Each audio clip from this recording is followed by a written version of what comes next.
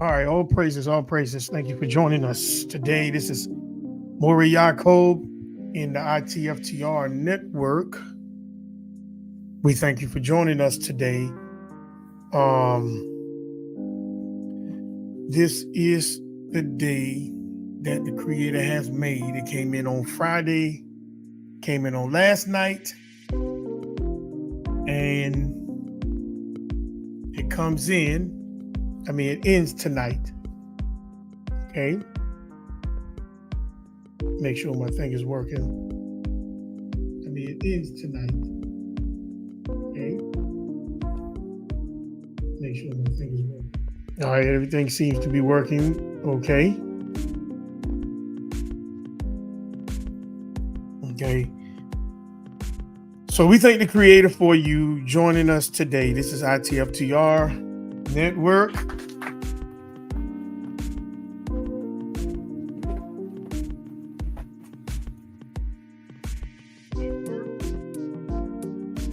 Still messing up. I don't know. I think that's StreamYard doing that. So we thank the Creator for each one of you.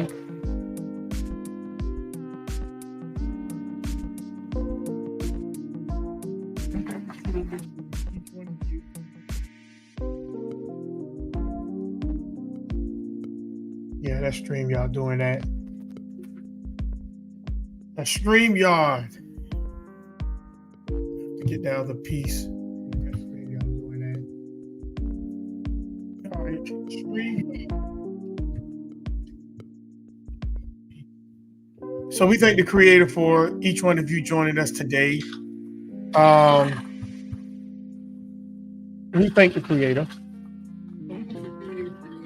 Each one of you for joining us today. This is Maury Yacob in ITFTR Network. But before we get started, let me blow the shofar.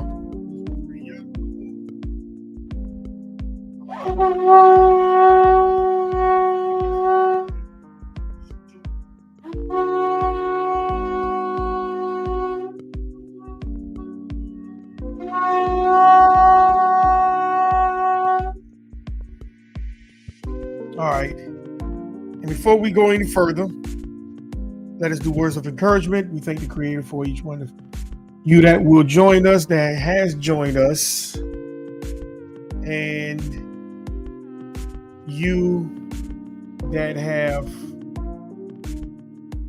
came in and will go out. Hey, all praise to you. Just checking the channel out just for that minute. But we thank the Creator for just being here today. We thank the Creator for everything that He has done, He will do, and the information that He has given us to be able to enlighten ourselves with. We thank the Creator for just the knowledge that He has given us to be able to move forward as a nation, as a people, as an individual. We thank the Creator for, just being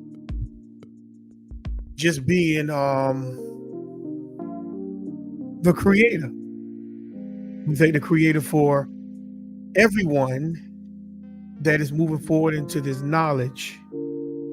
All praises to you, Brother Trey. Shalom, shalom, happy Shabbat. We thank the Creator for the blessings that He has given us and the mercies that He has shown us. We thank the Creator for everything, even when we mess up. The love is still there because we have an opportunity to fix it. It may not be 100%, but if we strive to do what's right, the intent to want to be right, all praises, the forgiveness. As we move forward in this walk, we ask the Creator to protect us, guide us, shield us, so as that we can be what we need to be for Him, Him alone. So we thank you. All praises, Selah, hallelujah, and we thank you. On last week, we talked about has your identity been taken? Has your identity was taken? A lot of people look at that as meaningless, because we look at,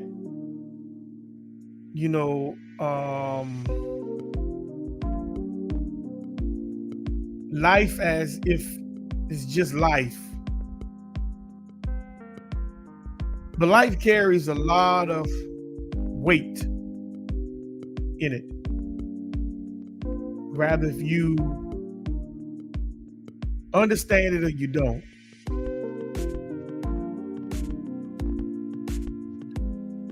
Many of us, we graduated from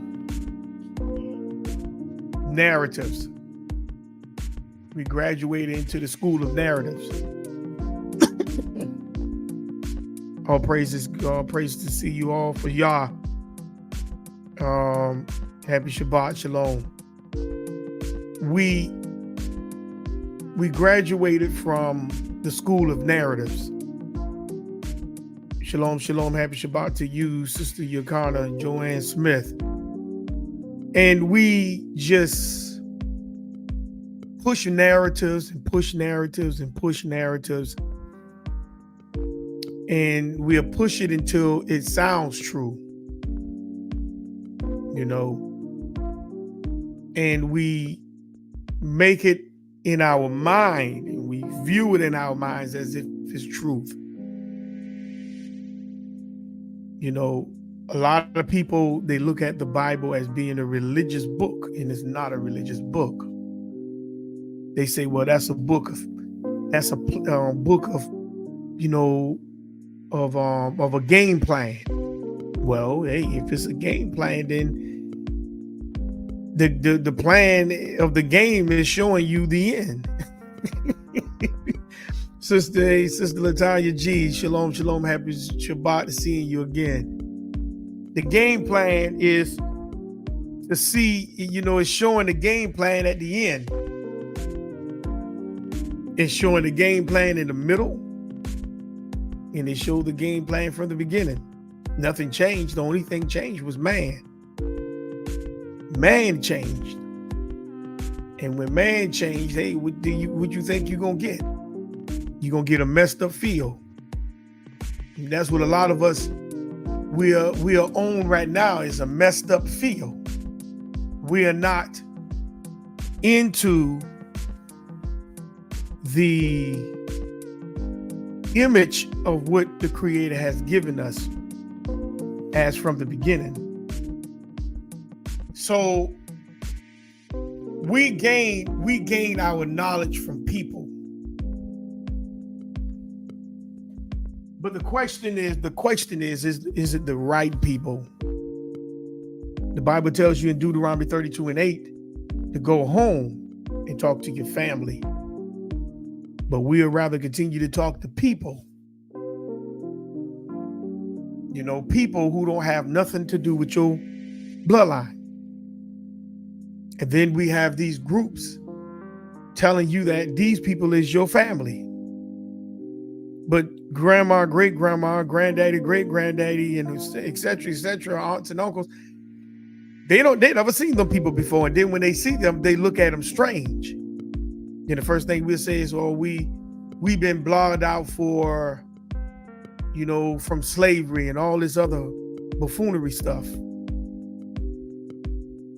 And we sit here and we vocalize ourselves and we follow people who push narratives that continue to destroy you from your land and with your land, because they got you thinking you come from another land. Okay. And last week I ended by saying, was your ancestry lineage and land was taken by another people? This is what I went at. Okay. I was getting into the American Aboriginals. Okay. The Aborigines of the Americas. A lot of people also look at that word Gaza, and because they named that land over there Gaza, the Gaza Strip that's being bombed by the so-called Israelis, we say, oh, that's the promised land over there. That's the promised land.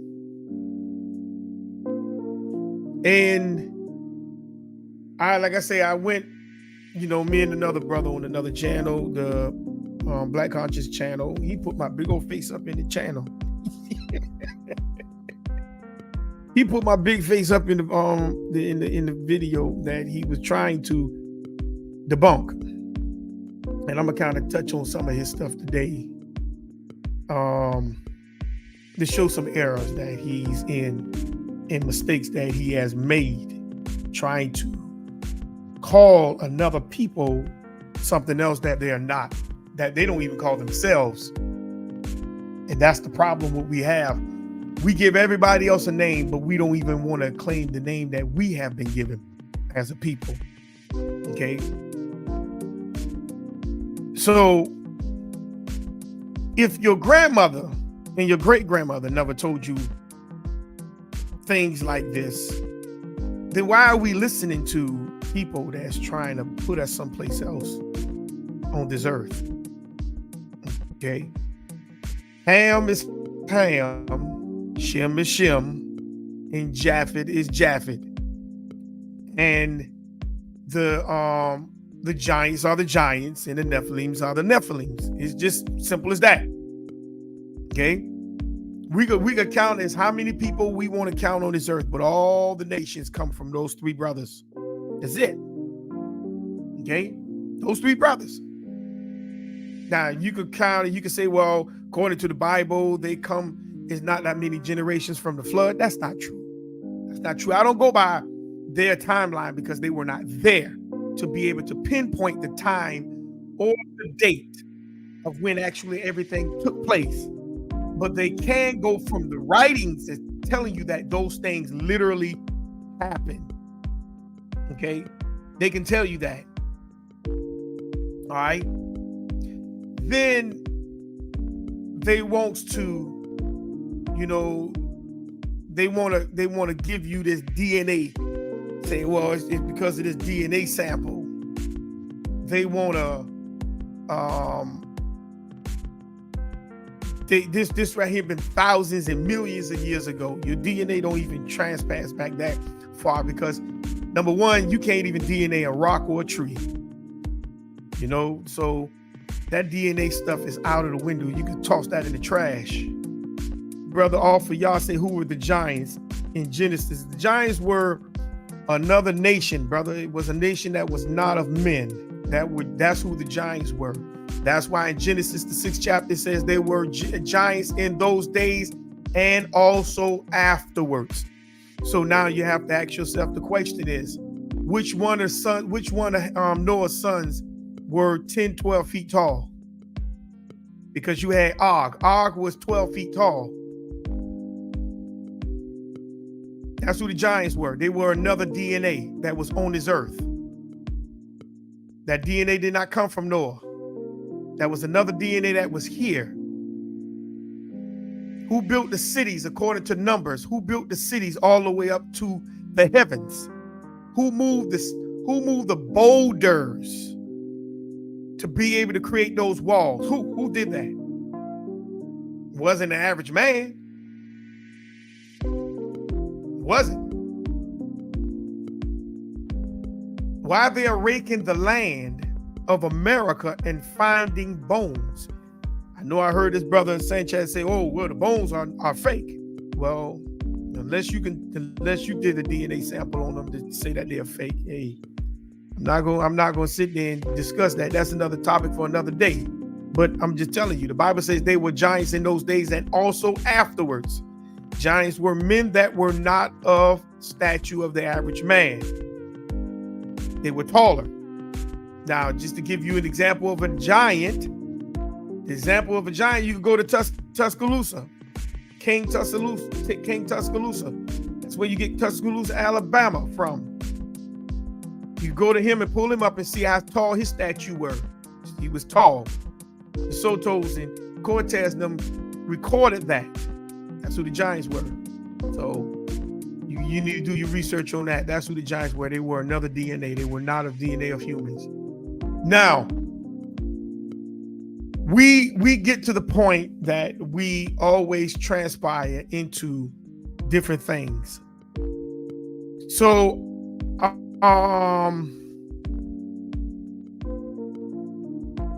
we wants to, was your heritage stolen? And the answer is yes. That's your heritage was stolen. Your heritage was stolen. And I'm going to show you this small clip. IUIC. And we're going to get into it. Wait till the screen come in. And we're going to get into it.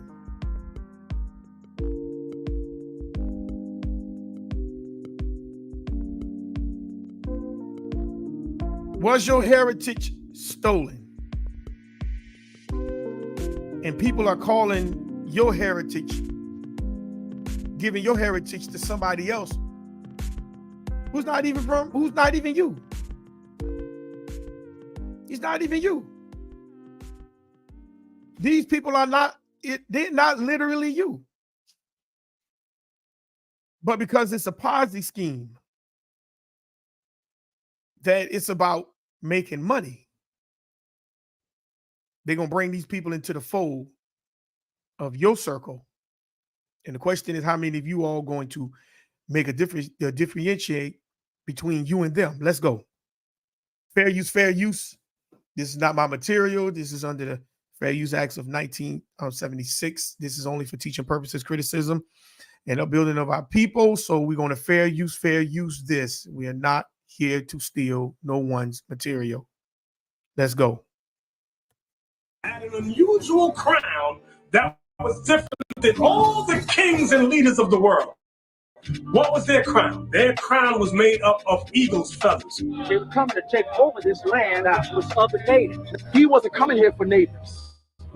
He was coming here for the 10 lost tribes. That's right. Count of Christopher Columbus. His writings, he said he was following the writings of Ezra.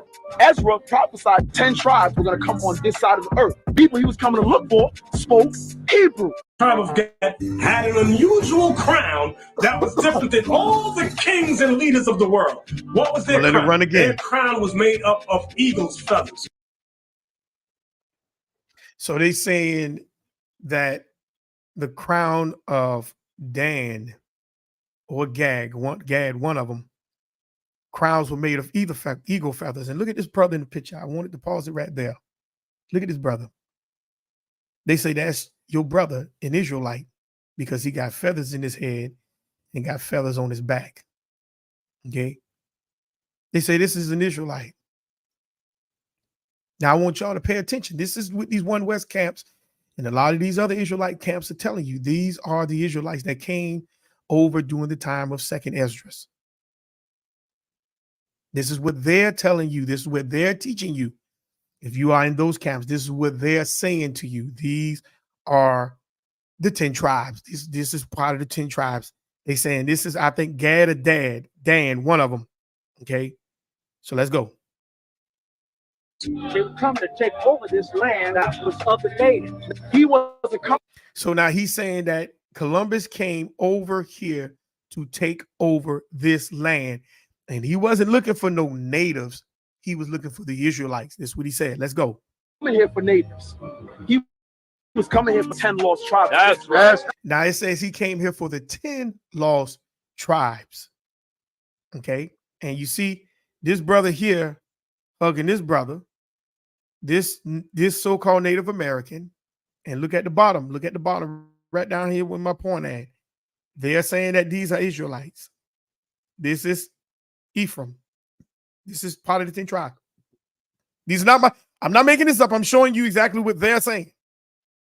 Okay, I'm showing you what they're saying. This is IUIC. And IUIC ain't the only one saying this. I'm gonna show it to you. We're gonna get into it today. Let's go. Right? Count of Christopher Columbus. His writings, he said he was following the writings of Ezra.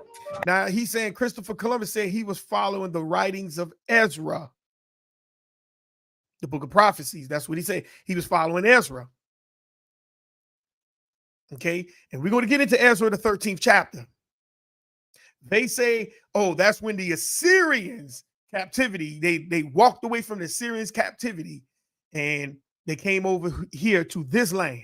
Okay, we're going to slow walk this today. This right here going to turn into a gumbo. Let's go. Ezra prophesied 10 tribes were going to come on this side of the. So he said Ezra prophesied that the 10 tribes going to come over here to this part of the earth. Okay, he said Ezra prophesied that. Look at these folks now. They saying that these are the Israelites right here. Look at them. Look at what they put in their video. This is their video. This is who they say your family is. These people. Okay? They saying these people are your family. So ask yourself the question, when you have a family reunion, do you see these people, if they were not married into your family, would you just see these type people in your family? Just ask yourself that one question. Would you see these type people in your family? Would you see them? Okay, let's go. People he was coming to look for. See, look at them standing next to him. They saying that's their brother. They saying that's their brother.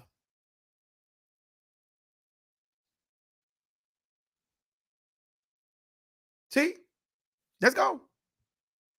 Spoke Hebrew. Now I want you to hear who he said had the eagle feathers. Gad had an He said Gad. Okay, Gad had an unusual stance. Okay. They saying these were your brothers and your sisters. Shalom, brother. Shalom, brother. She's a Shiver. Shalom, shalom. Happy Shabbat. Seeing you. Good to seeing you. Good to seeing you. So he's saying these are your brothers and sisters. That's what they're saying. Okay? They saying these are your brothers and sisters.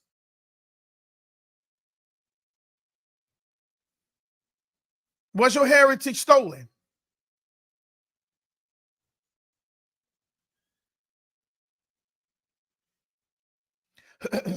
Let's get into the next video real quick. Let's listen to ISUPK break down the 10 tribes. I mean, the brothers and sisters they claim that came over here. All right. Where we at? Right here. Here we go.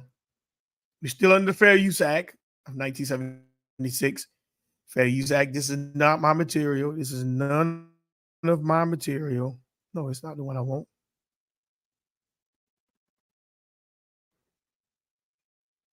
It's not the one I want.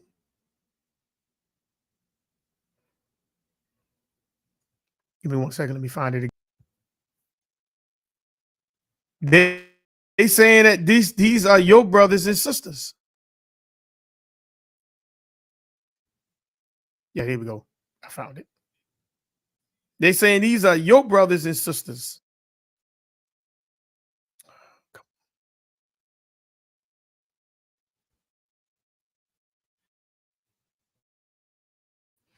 Okay, the video want to go kind of fast, so let me go ahead and pull them up.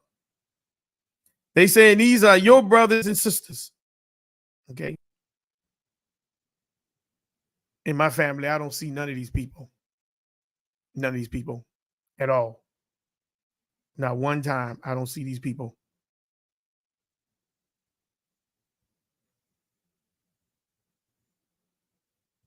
I don't see none of these people when we have a family reunion. I do not. And some of you may have it. Some of you may have seen some of these people in your lineage. And some of you may be some of these people. I don't know. But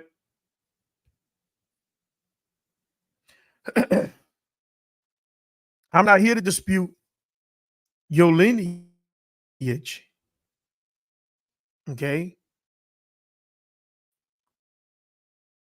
No, this ain't it either. Oh boy.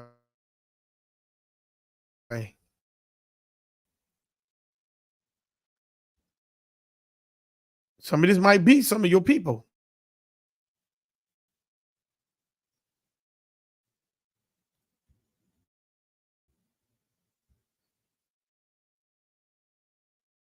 No, it's not it. Nope. Yeah. Here we go. Your people. And if they are, you're not an Israelite. That's just point blank. There's no sharing in between that. Bloodline is bloodline.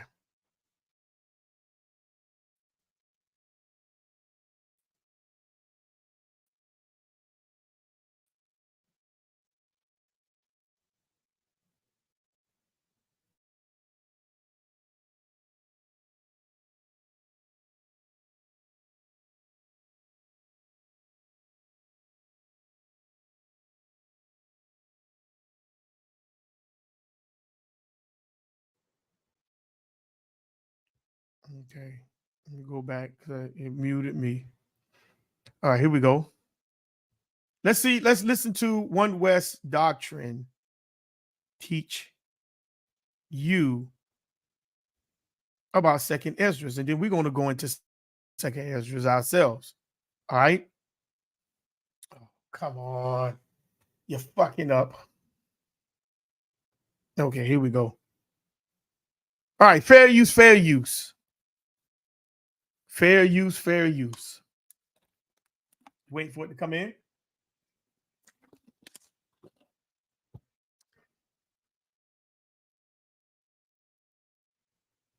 Let's go. Purport to be additional writings by and the.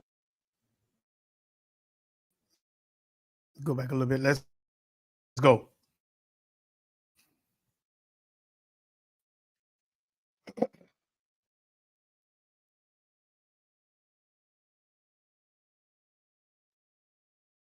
So let's look at this right here.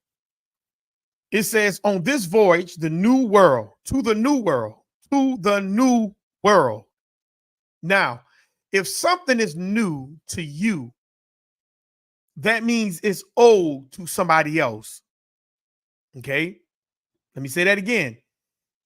If something is new to you, that means it is old to someone else. Columbus took with him Luis de Torres, an interpreter who spoke Hebrew. Now, he just didn't speak Hebrew, okay?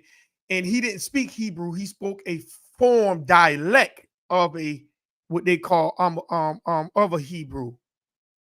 But he really spoke Arabic. He spoke Arabic because he was a Muslim.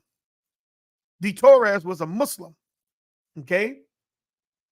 De Torres was a Jew who was baptized shortly before Columbus. Now, he was not, I want y'all to look at the hijack. They say he was a Jew, okay? Now, pay attention to how they trying to throw this thing there. by saying this man right here was a Jew. Okay. So you got Jews. Now, listen to that. Now, you got Jews coming from over there, according to their story, and coming over here to the Jews. And then they help conquer their own brothers and sisters. This is their story. So when did the Israelites tag team with Japhet?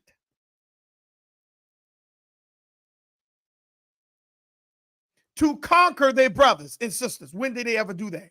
Show me the prophecy. Show me the prophecy when they tag team, when some Israelites tag team with a foreign nation and then came and conquered their own brother. Now you go to Kings and talk about, oh, this is what's going to happen. This is what Ahab. That never happened. The 10 tribes never they never set up and fought against fought with Syria to conquer Judah. That prophecy never took place. It never happened. And the prophecy didn't supposed to happen. So it says before Columbus' mission, so he would be eligible to participate. So he was a Muslim. He was a Jew, supposedly, with the little hand signs. He was a Jew, supposedly. And he went and became baptized in order for him to participate in this voyage. What was the baptism law in Europe about? It was about making them become Christians. Who was they forcing to become Christians? Those were the Iberian Muslims, or what they call the Iberian Moors, or what they call the Sephardic Jews of Europe and Spain. We're going to touch that in a second. So he wasn't no Israelite. He was Jewish. And they called them conversos. Converso. They transformed themselves from one state to another state. Okay? He was a converso. If Columbus brought a Hebrew interpreter, he must have expected to encounter Hebrew-speaking people along the way. Now, I want you to understand something. Columbus didn't need no second Ezra to find the 10 tribes or the nation of Israel. Because according to his book, he said he's going to reconquer Jerusalem. He didn't need to read second Ezra to say, oh, there's another land out there that we need to find the Israelites. They already knew this land existed. We're going to touch that today too. I promise you. They already knew this land existed. They lied to you saying that they were trying to look for India. But that land over there that's called India, that country, that was not called India back then. It was called Hindustan. So who was India? What India they were looking for? They were looking for the West Indies. They knew where the promised land is. That's why they didn't go to Africa or Eurasia, because they were in Eurasia. Why would they need to go to Eurasia when he was looking for the promised land? They needed to reconquer the promised land. Why? Why was that? Why did they need to reconquer the promised land?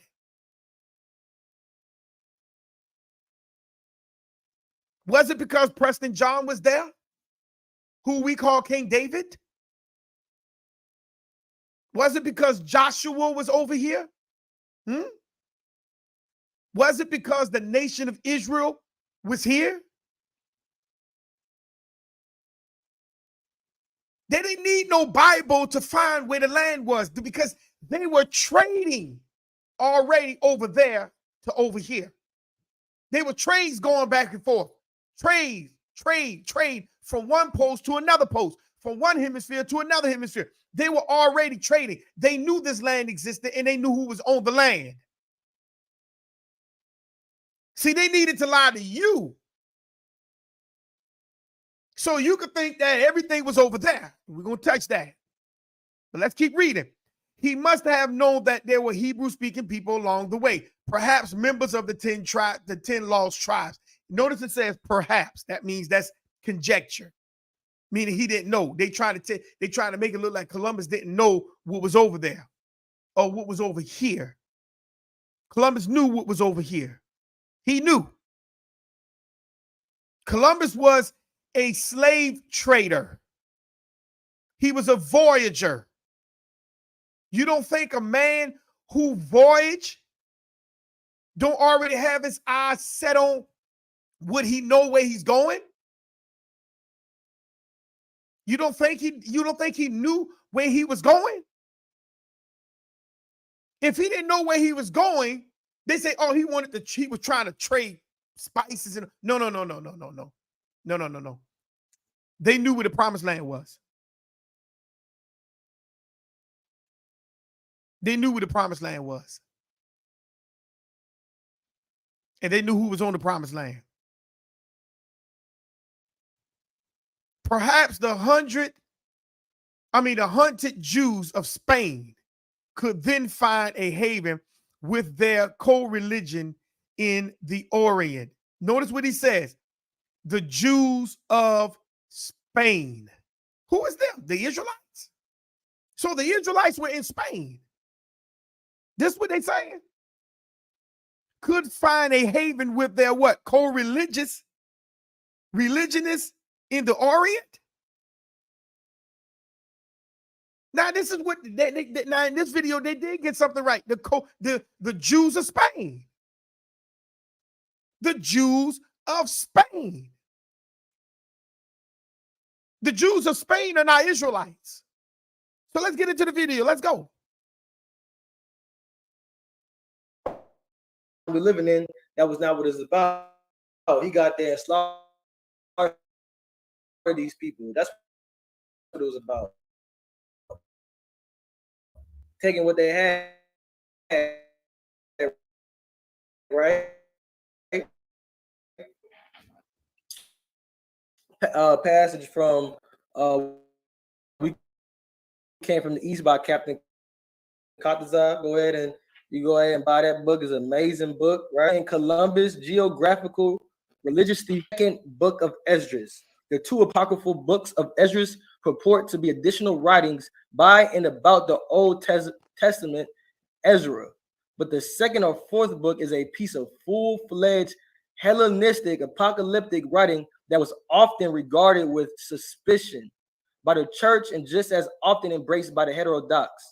Augustine has given guarded approval to Esdras' prophetic claims, and much was always to be made of this by the letter's defenders, including Columbus. The marginal notes to Columbus' copy of The Ally is a relatively lengthy discourse of 2nd Esdras chapter 6, verse 42. So what this is basically saying is that Columbus knew exactly where he's going and who he was going to find. Why? Because he read out the Apocrypha, right? See, I'm gonna stop it right there. See, he's saying he told the truth. Columbus knew where he was going, but he's saying that he was just happy to read the Bible, as if these people did not have no type of trade coming back and forth over here to over there. You see, they had to find the 10 tribes. They had to find the 10 lost tribes because they read the Bible or they read part of the Bible. Listen to the foolishness.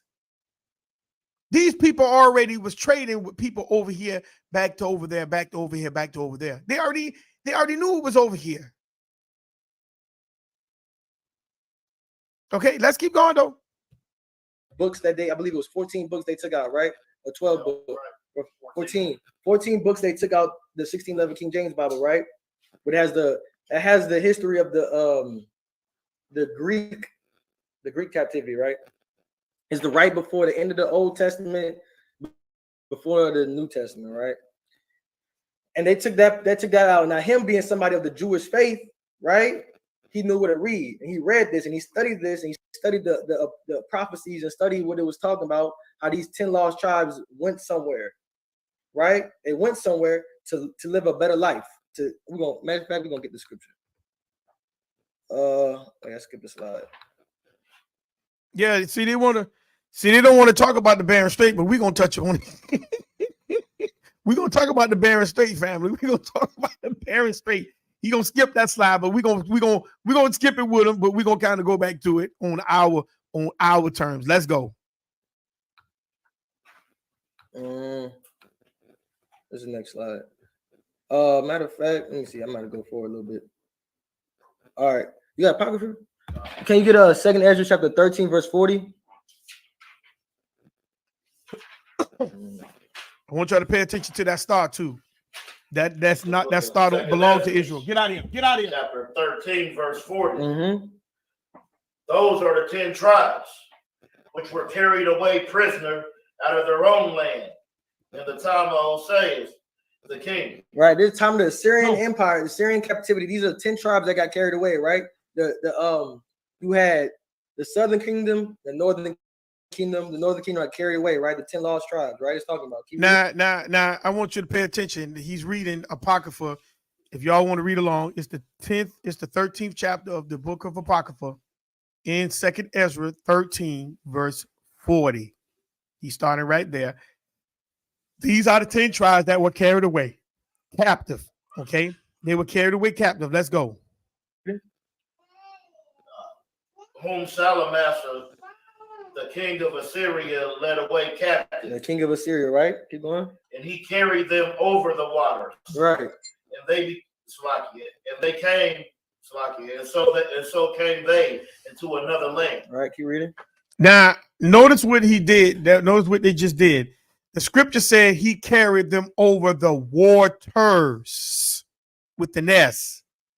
Okay. And if you go into Chronicles and Kings, you'll see the waters and the rivers that they took them over.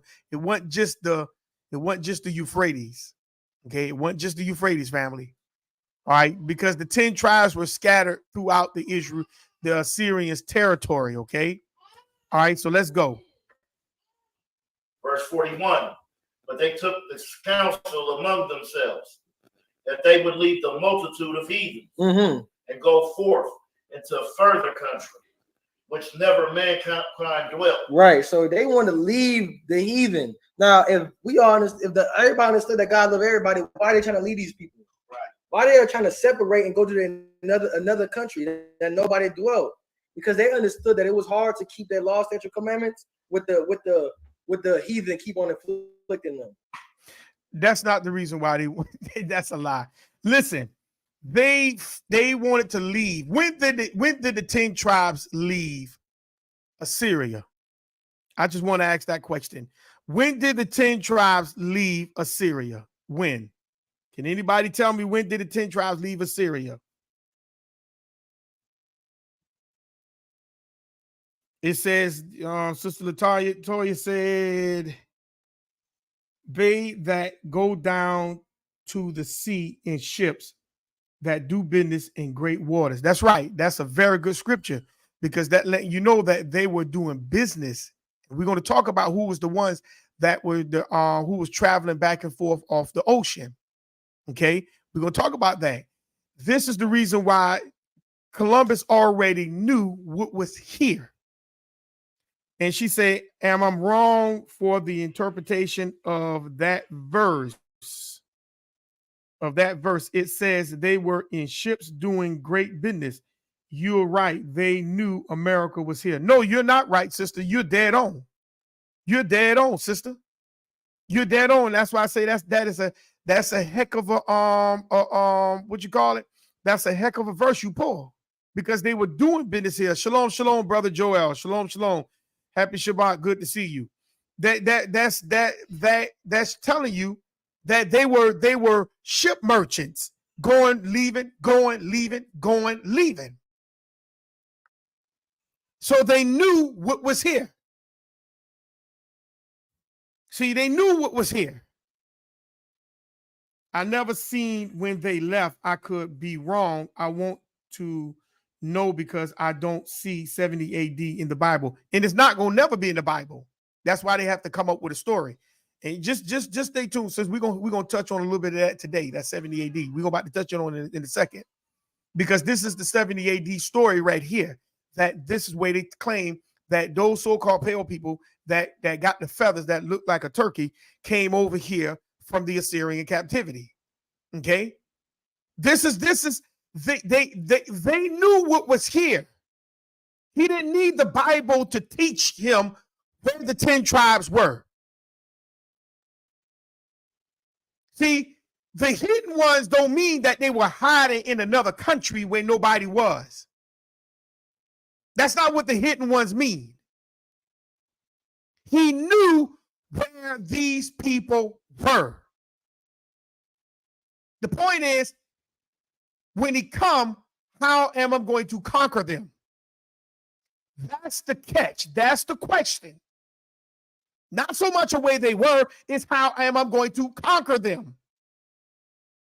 Because we must take Jerusalem, and then the only way we can control Jerusalem is to, when we conquer them, is to spin them on their heads like a bottle top.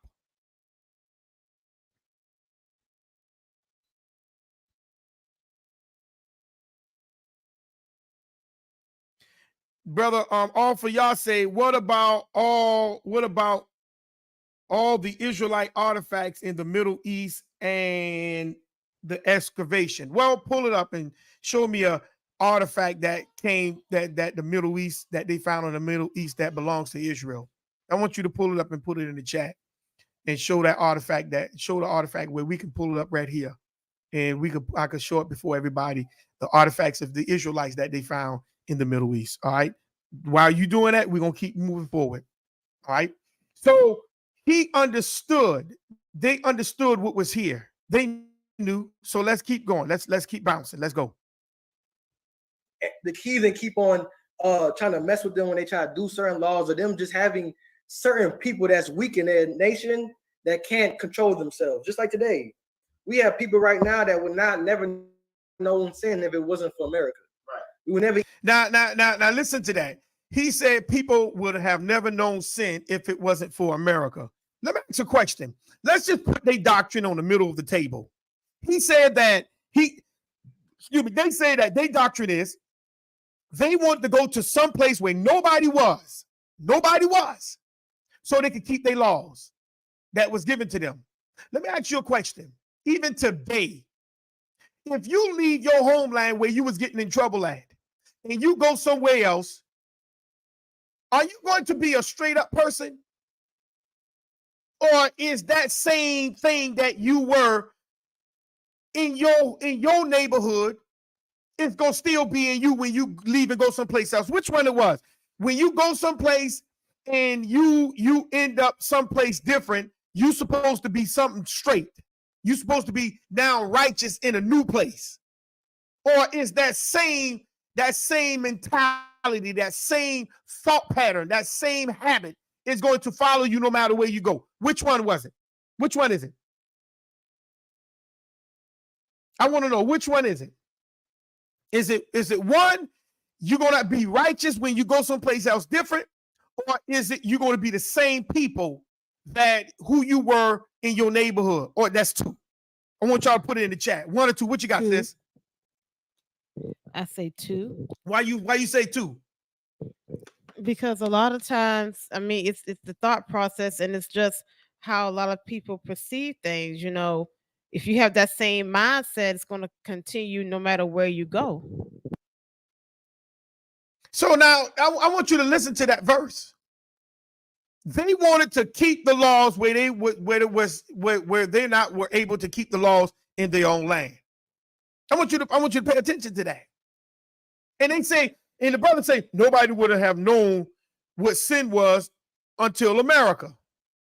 So if America is Babylon, why did the Creator allow them to come here? If the Creator knew he was going to destroy America, why would he allow them to come here? Why? Just keep your people home. And why was they not able to keep their laws in their own land? Why was they not able to keep their laws in their own land? That's my question. Why was the 10 tribes, the nation, the northern nation were not able to keep the laws in their own land? Did that have anything to do with America? We talking about their doctrine now. Did America influence the 10 tribes not to keep their laws?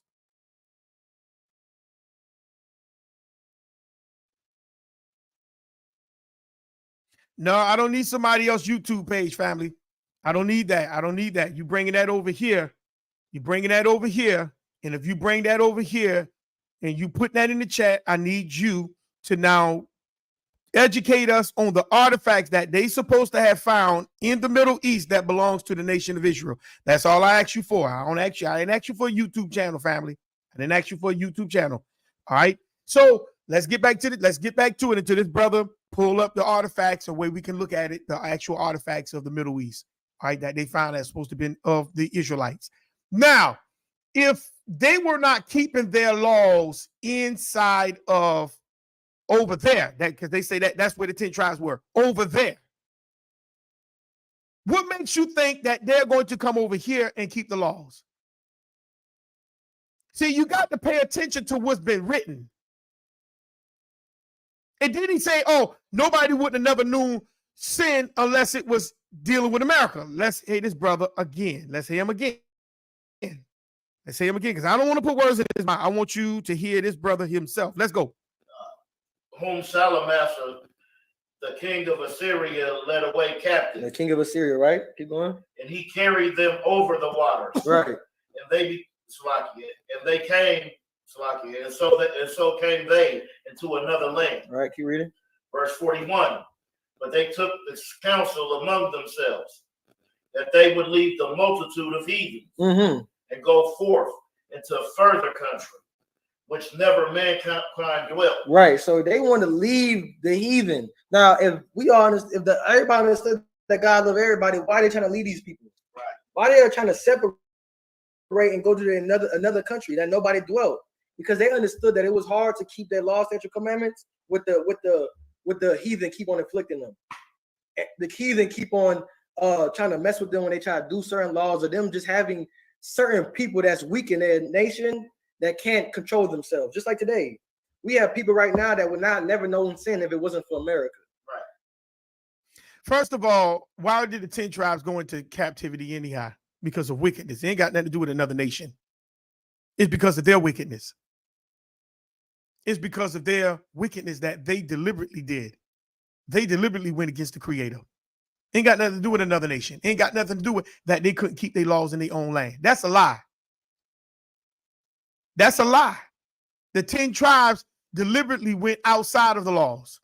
The 10 tribes deliberately went against the laws. The 10 tribes deliberately not kept the laws. The 10 tribes deliberately called on other gods. So now they're in captivity, and now all of a sudden you think that another land is going to allow them to keep the laws. But let's keep going. Let's keep going. Let's keep going. So I can pick this whole thing apart, but we're gonna do this together, because that's why I say we're gonna slow cook this like gumbo. Let's go. We would never eat pork if it wasn't given to them. Got some people who don't really eat pork, but they just go and get it because it's right then and there. So just imagine if our people were just ruling this place. Nobody can't even go in there and try to go buy pork because it wouldn't be on the shelf. Now stop right there. This brother say if we were ruling this place, but hold on. They are going to tell you that the 10 tribes were here first. They were the only people on this land first. So how in the hell pork get on this land? How in the world they're now being force-fed pork? Let's keep going. Right? So the only way they had to do this is what? To make sure the whole people was good, everybody was good, they had to separate. The same exact thing that we telling right now, the same thing they understood back then. In order for them to keep their law, statute, commandments, they had to separate from the oppressor. Family, when they was in their own land, they were separated. Sister, give me Deuteronomy 31, 6, 15, and 16.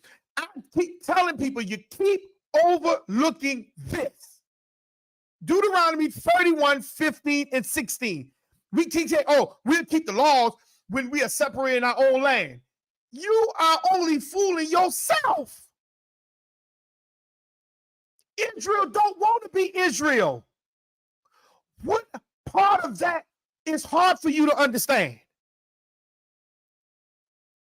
Israel is not trying to be the Israelites no more.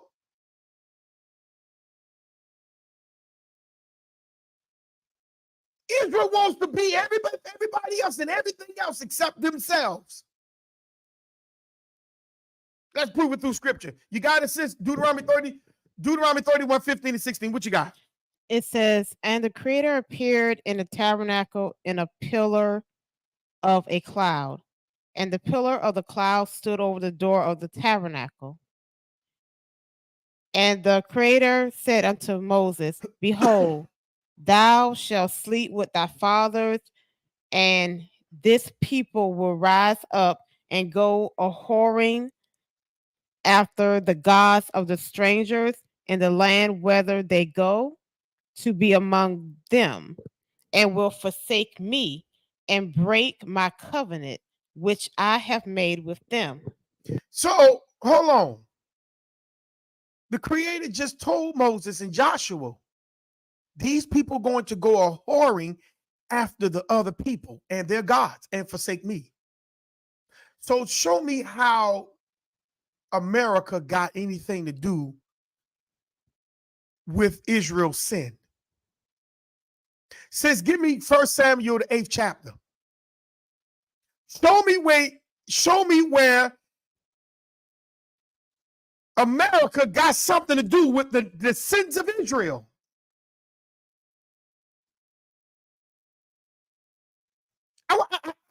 I want somebody to show me this. Maybe I'm missing something. You want to start at verse 1? Start at verse 1.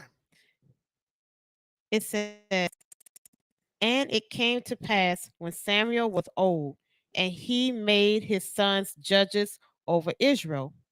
Now the name of his firstborn was Joel, and the name of the second Abiah. They were judges in Beersheba,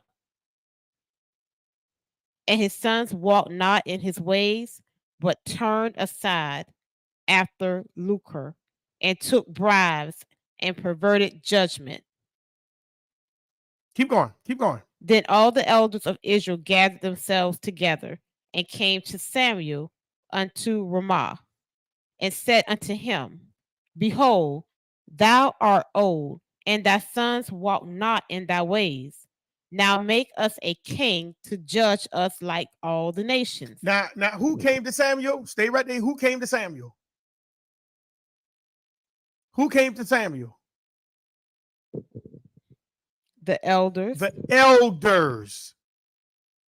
And they said what? They said since his sons were not walking in his way, they wanted him to set a king over them like all the other nations. So they was trying to follow the other nations. They wanted a king like the other nations. Thou shalt not covet thy neighbor's house. So you can't. So the verse say they wanted to keep their law. Israel, the 10 tribes, the southern kingdom, northern kingdom, the nation of Israel never wanted to keep these laws. Not all the Israelites were like that, but the majority of them, they were. That's why the sisters say they complained in the wilderness.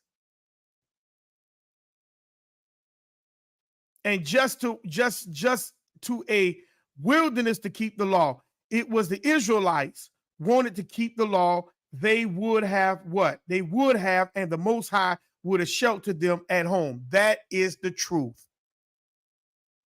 Israel didn't want to keep the laws. They were looking for any opportunity to break it. And nothing has changed. That is correct. Nothing has changed. Nothing have changed. Nothing. They say, make us another God, make us a king like the other nations. Go ahead, finish up, sis. Verse 6. But the thing displeased Samuel, when they said, "Give us a king to judge us." And Samuel prayed unto the Creator. Keep going. And the Creator said unto Samuel, "Hearken unto the voice of the people in all that they say unto thee, for they have not rejected thee, but they have rejected me." Stop right there. They didn't reject Samuel, they rejected the Creator. So now, listening to this brother, they say, oh, they wanted to go to a far country to keep their law. Now watch this. Watch this. I'm going to show you something real quick. It says one more scripture. Go to Deuteronomy, the 30th chapter, start at verse 1. Watch what the Creator told Moses to tell the Israelites. See, they say, oh, we got to go to another country. We got to go far away from the heathen to be able to find space to keep the law. Look what the Creator told Moses to tell the Israelites. Go ahead, start at verse 1. Now, I want you to tell me if that is contradictory to what Moses said. Let's go. Okay. Deuteronomy 30:1. Yes. And it shall come to pass, when all these things are come upon thee, the blessings and the curse which I have set before thee, that thou shalt call them to mind among all the nations, whether the Creator hath driven thee. Stop right there. Hold your points right there. The Creator drove us to nations. He allowed the nations to come get us. He drove us. He allowed these nations to drive us out of our land. Okay? Watch this. Keep going. And shalt return unto the Creator, and shalt obey his voice according to all that I command thee this day. Thou and thy children with all thine heart and with all thy soul. That then the Creator will turn thy captivity and have compassion upon thee, and will return and gather thee from all the nations, whether the Creator has scattered thee.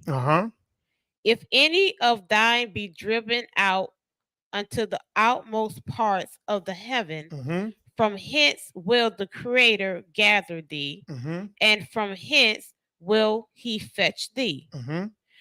And the Creator will bring thee unto the land which thy fathers possessed, and thou shalt possess it. Now go back to the verse where it says where he told the Israelites that they are to keep they have to show the laws among the nations where they were. Read that verse. That should be, I think that should be verse 2 or 3. Oh, when it says, and shalt return unto the Creator, and shalt obey his voice according to all that I command thee this day, thou and thy children with all thy heart and with all thy soul. Okay. He says, with all thy heart, you and your children is to obey the voice of the Creator. Okay. And now look what verse 3 says.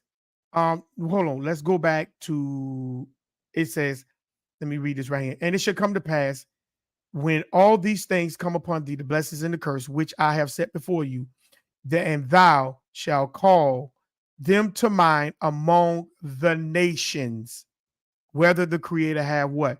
Driven thee. Okay. He didn't say he was going to get you and run you to some place where nobody never was. He wanted you to call to mind the laws in the midst of your captivity and allow the nations to see it. He never say, I'm going to drive you someplace where nobody was. I'm going to drive you to a new hemisphere to get away from the heathens. He never told you that.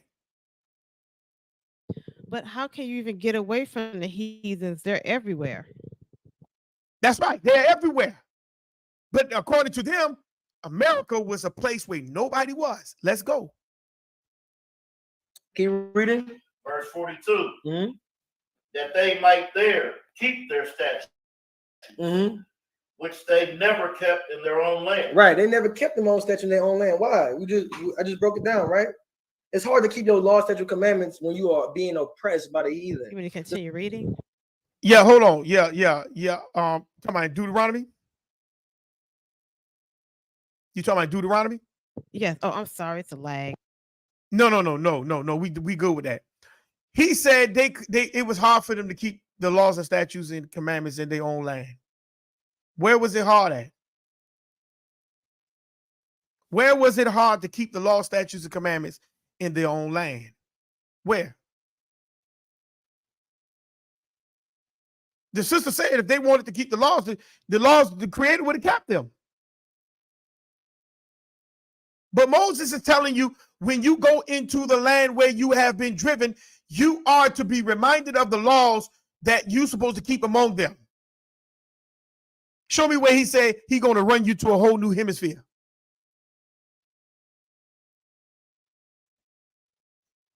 You don't supposed to be afraid or ashamed of being an Israelite, being your culture of your people. You're not supposed to be ashamed of that.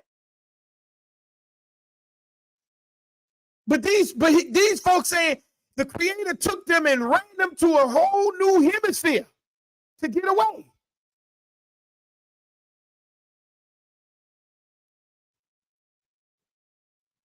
That's what he's saying. Let's go. Just like in America, right? We all know his law, statute, commandments are not grievous, but America sure makes them try to be grievous. They make it even back in the Greeks. I mean, they made it so much so that you had to sacrifice the pork. If you didn't sacrifice the pork, you would die. Back then, they had to either die or serve God. Right? So now we're in a position where nobody's trying to go out there and kill us for serving God. So what's our excuse, right? But back then, they really couldn't even serve their God without having to die, right? Die. Right. Literally. Have their babies around their necks. That's right. You circumcise your baby on the 8th day, they're killing your child for serving God. Right? This shows how much this man has been wicked since the beginning of time. People want to act like just now white society is bad. Just now. And that's another thing we're going to touch when they use the word white. White don't mean color. That white has nothing to do with pale skin. Let's go. Go back into the time of the Amalekites. Whites are a classification, not a group of military. people. They come and they done killed all women. They killed the old and the children in the back. That's right. That's what they did. Now look at where we at right now. Let me get that scripture real quick. Deuteronomy chapter 28. We're gonna skip this. We're gonna skip this. Let's keep going. Then these people don't care about how old you are, how young you are, right? They will kill you. And that's what you got black people down there dead, man. Dead from just going there to buy food. And you know the sad part about it, you think it's even as if you're going to kill So they were passed over. Law class. It's the book of 2nd Ezra, chapter 13, verse 43. And they entered into the Euphrates by the narrow passages of the river. Verse 44. For the Most High then showed signs for them, and he held still the flood till they were passed over. Verse 45. Flood. Anybody know what flood means? What? Nobody? It's waters. It just means waters. So you should have said what you thought, man. All right, keep going. Verse 45. For through the country there was a great way to go, namely of a year and a half. And the same religion is called Assyrians. Region, So right? Assyrians. Regions mean a land, right? Now, one thing we gotta understand is that even people here we go. How you call them?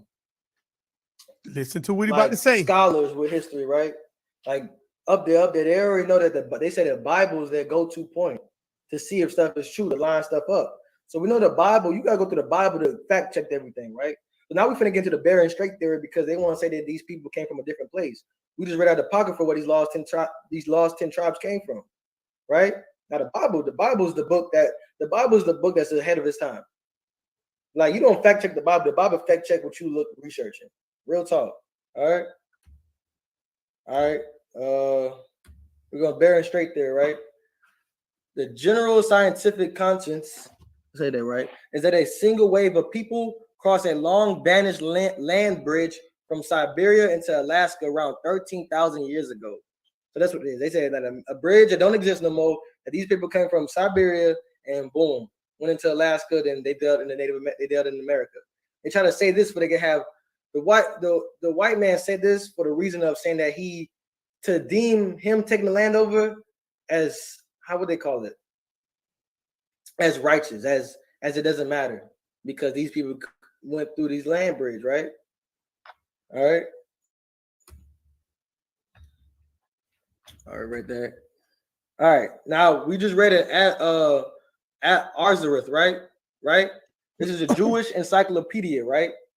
It says the name of the land beyond the great river, far away from the habitation of man, in which the 10 tribes of Israel will dwell, right? Observing the law of Moses, right? And we're going to get into that. We're going to get into how these people actually kept the law. Why? Because they are the children of Israel. Keeping the law is our culture. Reason why when we say the law is done away with. Now look what he's into. He's reading a Jewish encyclopedia. And the Jewish encyclopedia said, Ashereth, the name of a land beyond the great river. That's what he said.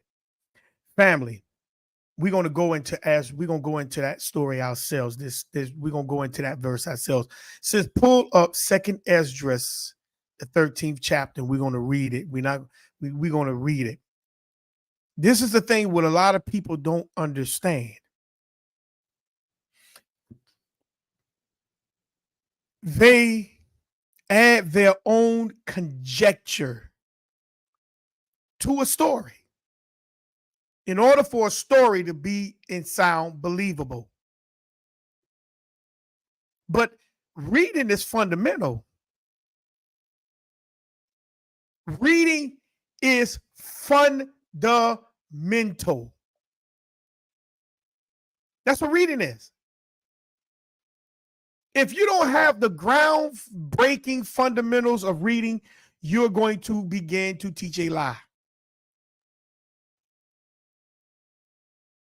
Ashereth, the name of a land beyond the great river, far away from the habitation of man. That's what he say. In which the 10 tribes of Israel will dwell, observing the laws of Moses until the time of restoration, according to 2 Ezra 13:45. Columbus identified America as Columbus with this land. Okay. Now, he's saying, according to this, listen to what this Jewish encyclopedia say. Columbus identified this land as America. Now, family, Columbus came here.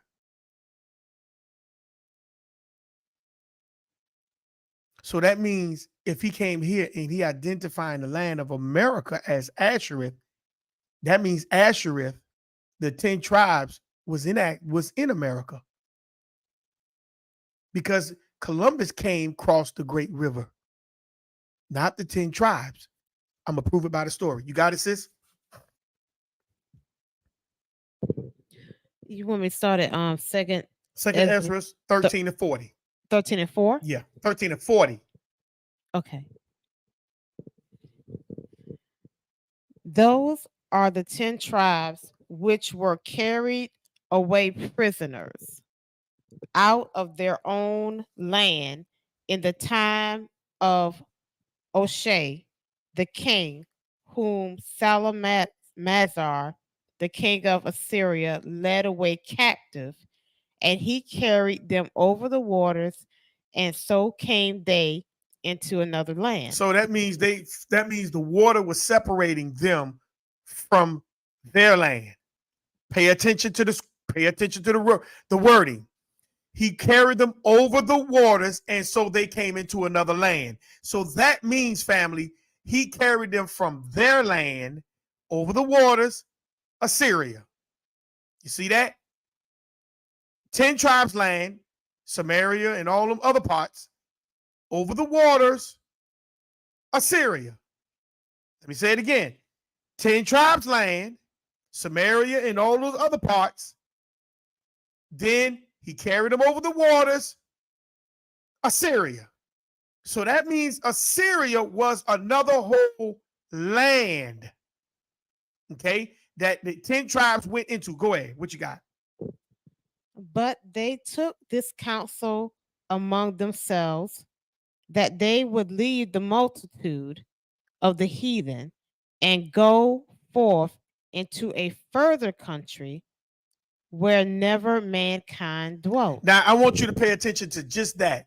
They took the counsel among themselves and say, you know what? Let's leave the multitude of the heathen. So the first thing that should come to your mind is, how did they leave? Because some of them, according to Isaiah 11:11, they still there. So how did some of them get out? How did some of them get out? How did some of them get out? That's the question you have to ask yourself. How did some of them get out? Because according to Isaiah 11:11, some of them are still there. So there was a prison break. We got to escape. We got to escape Israelites running down. We got to go scoop them up. Was it a prison break? Or did Assyria fall? Nineveh. And during that time of Nineveh falling, some of them at that time before Babylon and the Medes and the Persians took over. Some of them got out. Okay? When they got out, that's what they was talking about. When Assyria fall, we're going to have an opportunity to leave. So when some of them left, they wanted to go to a farther country, a further country. Okay, what is a further country? What is a further country? Because remember, they left from their country. They left from their country, went over the waters, and now they are in the Assyrian country. So where they going to go? Where they going to go when Assyria fall? Because Babylon and the Medes and the Persians are coming in. Where did they go?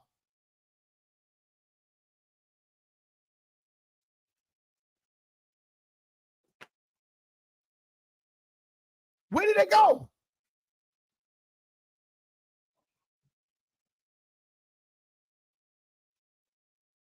Where did they go? It says,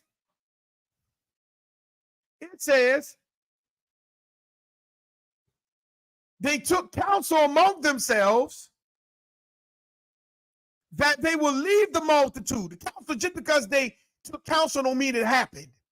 It means that that was a plan that was getting ready to take place. They were planning that when this thing happened, they're going to leave.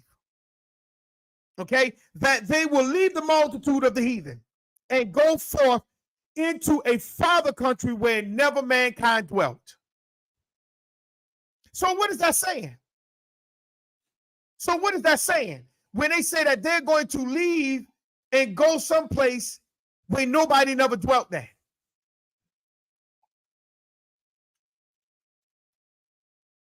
What is that saying? So where did it go? Let's keep going. It says, what is that saying? Hold on, let me turn this down. It's saying,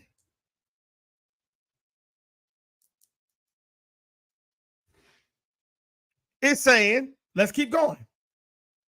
It said, when nobody dwelt there, no man dwelt. Okay? So let's do this. Let's go to Jeremiah, 2nd chapter. Let's pull that up. Jeremiah, the 2nd chapter. Cesar Chavez, Shamar Bowman, shalom, shalom. Happy Shabbat. Good that you can join us. So he's saying that the Israelites came to America to keep the laws, and the Europeans knew and came after them. But how did the Europeans know they came here, and how to find them? They must have had GPS tracking. According to them, since he read the Bible and he saw, the Creator put the clues away the 10 tribes were in the book of Ezra. So Ezra wrote it down. They found them, and this is how they got them. This is what he's saying. This they doctrine. Caesar, Brother Shaver said the elders wanted a king like the other nations had. No. You fine, brother. You fine. And the elders did want it, and that's what happens with us. The elders impose a lot of things upon us. They put things upon us to make us follow them because they have the influence on us. Okay, they have the influence on us. All right. Now let's go to Jeremiah, the 2nd chapter. Let's pull that up real quick. Jeremiah, the 2nd chapter, because it says they're gonna go to a land where no man dwelt. We're gonna read Jeremiah, the 2nd chapter. We're gonna read all the way down to verse. We're gonna Jeremiah, the 2nd chapter. We're gonna start at verse 6. All right. Jeremiah 2 and 6. That's what we're gonna do. Let's go to Jeremiah, the 2nd chapter, verse 6. All right, let's go ahead and pull that. Jeremiah, the 2nd chapter, verse 6, and let's see what it says. This is what it says right here. Because it says they're going to a land where no man dwelt there. Okay. Now let's go to verse 6. And it says, let me start at verse 5. To be fair. Thus says the Creator, what iniquity have your fathers found in me? This is what the Creator speaking through Jeremiah is saying. What iniquity have your fathers have found in me, that they have gone far from me? I just told y'all earlier, it was the Israelites. It was the Israelites who walked away. We gave you scripture. You were supposed to have what? Kept the laws in the midst of the nations where you have been driven. Okay. Now, it says where they have gone far from me and have walked after vanity and are become vain. They walking after things that really have no power. Nothing. It's just vanity.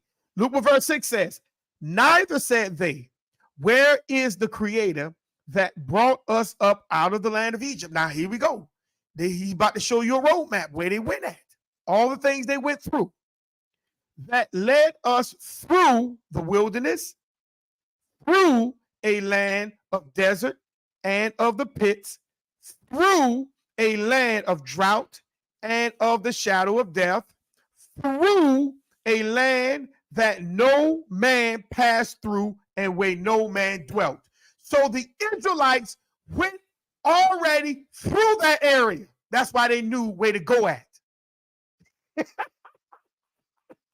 So when they say we're going to go to a place where no man dwelt, that they already know where to go, because it was already when they came through, they went through it already from Egypt. Wish I had my bombshell. Boom.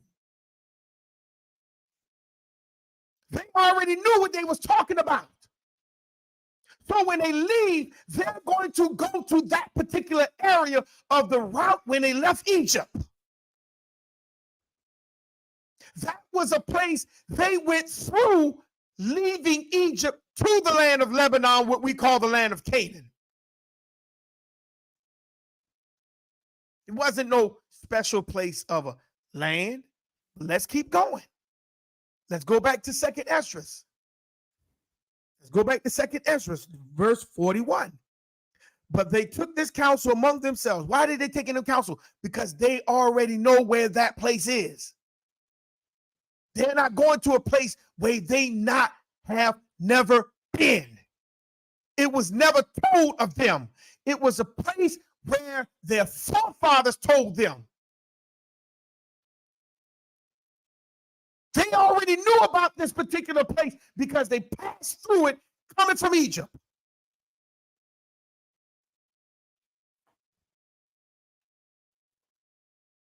You see how they lie?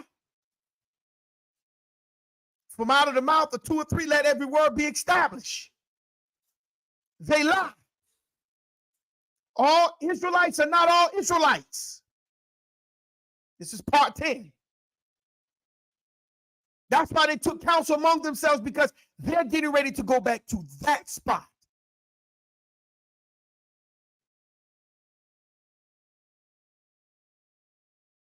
That they're going to leave the multitude of the heathen and go forth into a what? Farther country where no man never dwelt. That's on the way that they already knew the path. It was a particular place that they went through, of the ancestors that went through coming from Egypt. That was not a particular place of a new hemisphere. Okay? Let's go to 42 in 2nd Ezra 13:42. That they might, notice what it says, the word might, M-I-T-E. That means, because guess what? It depends on them. Because they was already in a wicked state of mind. They were already in a wicked state of action. That's why it used the word might. Because 9 times out of 10, it ain't gonna happen. It was up to who wanted to, because Moses already told you it was when you was among them, you were supposed to keep the law. Even Tobit kept the law when he was in the Assyrian captivity. He kept the law. And he did his best to help the ones that were being slaughtered in Assyria. Tobit even went during the night to bury them. He went during the daytime to feed them. Those ones that didn't have food.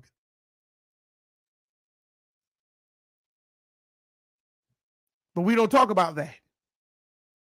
We don't talk about that. So let's keep going. Let's keep going. See, you're supposed to keep the laws among your enemy. And as you're keeping the laws among your enemies, this is when the Creator is going to turn his face back to you and begin to now listen to see how you're going to teach your children. That's why he says among you and your children. Children. Because Deuteronomy 32:8 is for real. Ask thy fathers and they will tell thee, and ask thy elders and they will show thee. What is they going to show? They're going to show you the culture. And you got to be able to keep the culture among your enemy, because you didn't want to keep it amongst when you were separated. So let's see what you do now amongst your enemy. That's your punishment. But some of us say, oh no, we can't keep the law. Yes, you can. You're supposed to. You're supposed to keep the law. When the Shabbat come in, you're supposed to shut down. Nothing should be moving.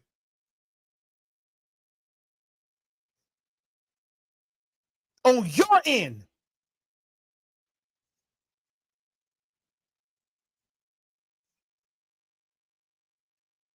You're supposed to be in the midst of what? What Jeremiah say? Plant vineyards and eat from them. But we relying on the grocery stores. Because some of us, we say, oh, I don't have no place to plant. You could go get a bucket and start planting food. You could buy one of them big old tubs and start planting food. Now, it may not spring up overnight, but you can sure get it.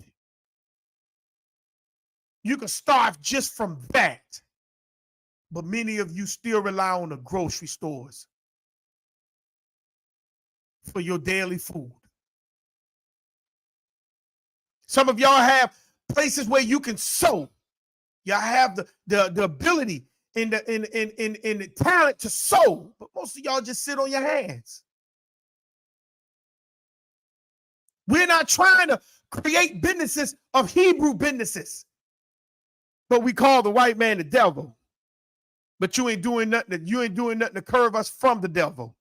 Those who have the money, those who have the influence and the power. You ain't doing nothing to curve it. Israelites are not all Israelites. We could create our own school system. The Protestants did it. The Mormons did it. The so-called evangelicals did it. Why you can't do it as an Israelite? Because Israelites are not all Israelites.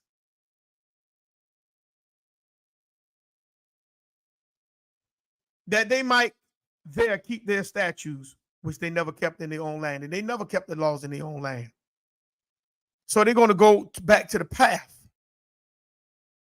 of when they came from out of Egypt. It wasn't a whole new landmass family.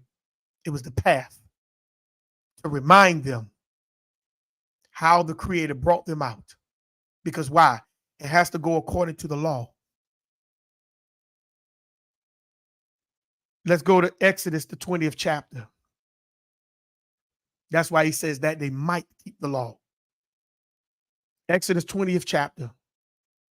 And let's look at that first law.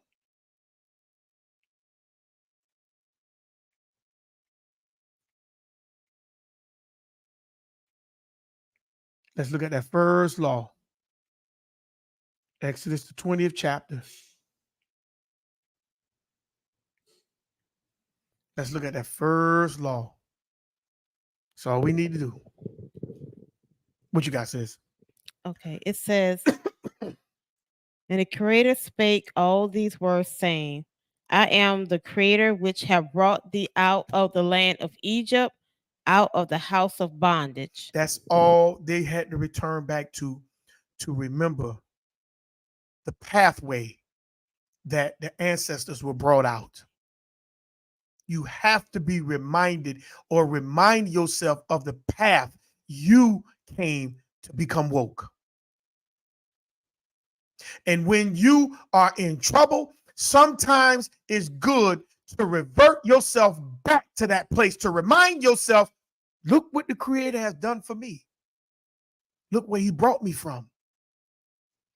You're not going back there to go back into captivity, but it's to remind you. They was going back to be reminded of one of the pathways that they came out. That's why he didn't send them to a whole new hemisphere. But let's keep going. Verse 43, and they enter into Euphrates by the narrow places of the river. Where's the narrow places of the river? That's where the river, that's like at the riverbed. Like when you see them people putting boats in, that's the narrow place of the river. To be able to put a boat, to back a boat back in, that's the narrow place of the river. You don't put the boat in a big old pot where the water at, you'll drown. Or to make sure that the boat can float, you put it in the narrow place, in the beginning of the river. Or the pot where the river is very shallow. So they enter into the narrow place where the water is pretty much shallow. Then verse 44 says, for the Creator then showed signs for them. What is those signs? And hell stilled the flood. Where does it flood at, family? Where does it flood at? Anybody can tell me where does it flood at?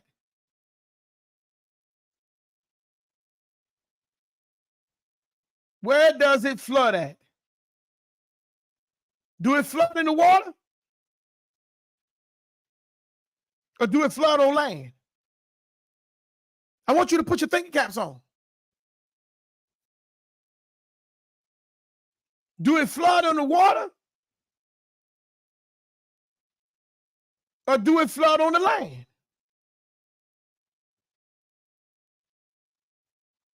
Because a lot of times we'll think that it flood on the water. The water can't flood water. He held still the flood for coming on the land, because they was by the narrow places of the river. He held the water for coming on the land. Picture it, family. Picture it.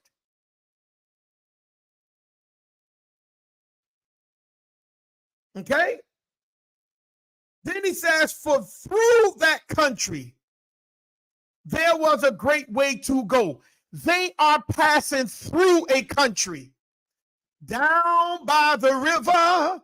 Let's go down by the river. That is talking about this story. They went down by the river. Because why? They are running on the riverbank, the narrow places of the river, and the Creator held still back the flood. He did not allow high tides to come in. Because sometimes high tides can what? Come on the land. He allowed them to go down the river and kept high tides from what? Becoming high tides. He kept it low tide. And it took them a long time to travel down the what? Euphrates River.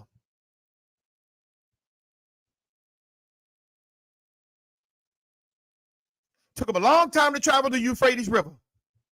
And it namely a what? Year and a half.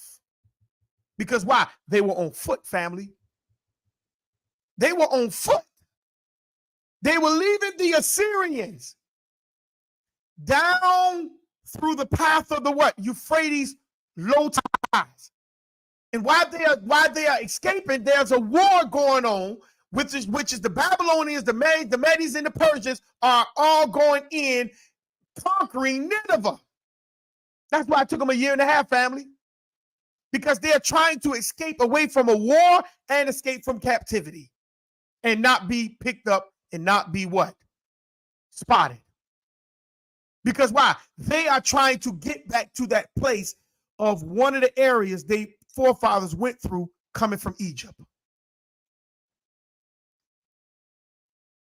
It took them that time. It took them that long time, family. Namely, a year and a half, and that same region, meaning they are still in the same area. That area is called Ashereth. That's why I tell a lot of people, Israel never left that area, but Columbus did leave his, and he came to the land of Ashereth. Ooh, according to the what? Jewish encyclopedia that we are looking at on the screen. Columbus came to Ashereth because he realized where the promised land was. He realized where Egypt was. He realized where Assyria was.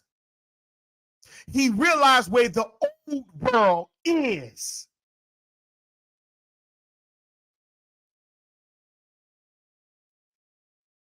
That's why he called this Ashereth. The 10 tribes never left the area, but you allow them to teach you that the 10 tribes did. The 10 tribes just traveled down the Euphrates. You can't show me in that story where they got out of the Euphrates. But let's keep going. And through that country, there was a great way to go, namely a year and a half. And that same region is called Ashereth. It's called Ashereth, family. You can't show me where they got out of that narrow passage. You can't show me where they came from off the Euphrates. Watch this. Sis, give me Isaiah 11 and 15. I'm thinking that's it. Isaiah 11 and 15. Let me show you the Euphrates.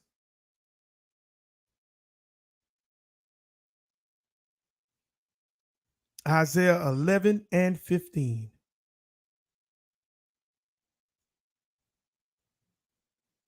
He came across, they took him across the dry shod.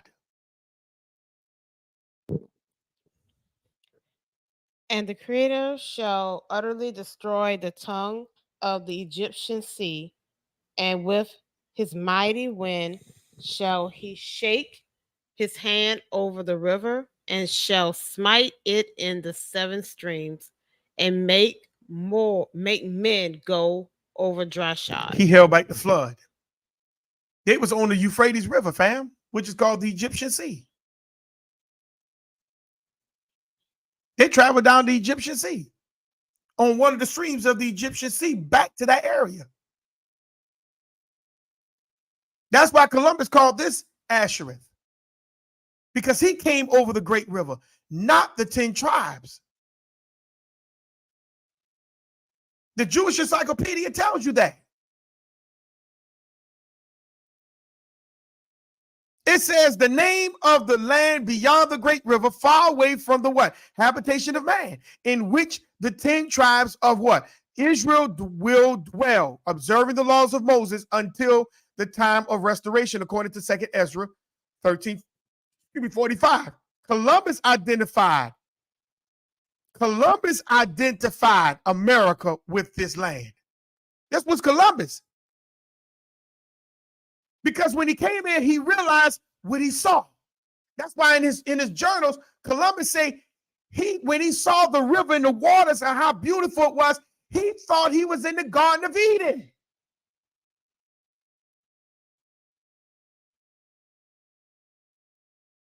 He knew where he was. He knew what he was looking at. But the problem is y'all letting the divine nine flip y'all minds away from how to read. But let's keep going. Let's get back into the video before we can move on. We don't have no culture. The law is done away with. We have no culture. And that's how we get stuck up in all these different religions and stuck up in all these different other cultures. These African cultures. We start putting on dashiki just for something, right? All right, keep okay. The law of Moses until the time of the restoration, according to 2nd Ezra chapter 13, verse 45. Columbus identified America with this land, right? Now, this is a Jewish encyclopedia, right? So all the stuff you heard about Columbus was what? A lie. Damn right. You heard, what they teach you about Columbus? They teach you in 1492, Columbus sailed the ocean blue to prove that the earth was not flat. That's what they teach us in school. They teach our children that. That's why I say they go after your children while they're young. We from overnight, but from a series of the school system that allow us to believe in all these different lies. Right. We never gonna question nothing when they told us that Christopher Columbus was just seeing that the world was flat. That sounds reasonable. Yeah, back then they was dumb. It sound reasonable to go sail, right? They don't teach us that. Then on another point about it is they teach our children that we all one people. So we all want people that we are American. And when they teach that we are American, it's more easy to celebrate Christopher Columbus Day because he found the land that we dwell. He didn't, it's not, if we knew who he was, if we knew that the Native Americans was our brothers, we was a family, we knew what happened to them, it would make us feel some type of way. We would start siding with the Native Americans. We would start identifying the enemy. But now that we are Americans, we started letting the Native Americans as enemies because they was living on our land. So much so, that's why they had a lot of propaganda. You know, if you ever see Native Americans, y'all always see them, the drawings with them naked. Now, our culture is not to have a woman naked, our men with their nakedness out. So why they paint them naked? Propaganda. To make these people, so for you to take out that feeling when they kill these people, and you won't have no feeling about it. But they can take that feeling away of being sad. You're gonna be like, well, they are savages. They are Indians, right? Just like right now, a black man get pulled down and get shot down, they're gonna say, well, you know. So let's go to let's go ahead and close this video out. I don't want to get into all that conjecture. I want to stay on topic. Okay. The brother said, all for Yah. He said, for one, there are chariots found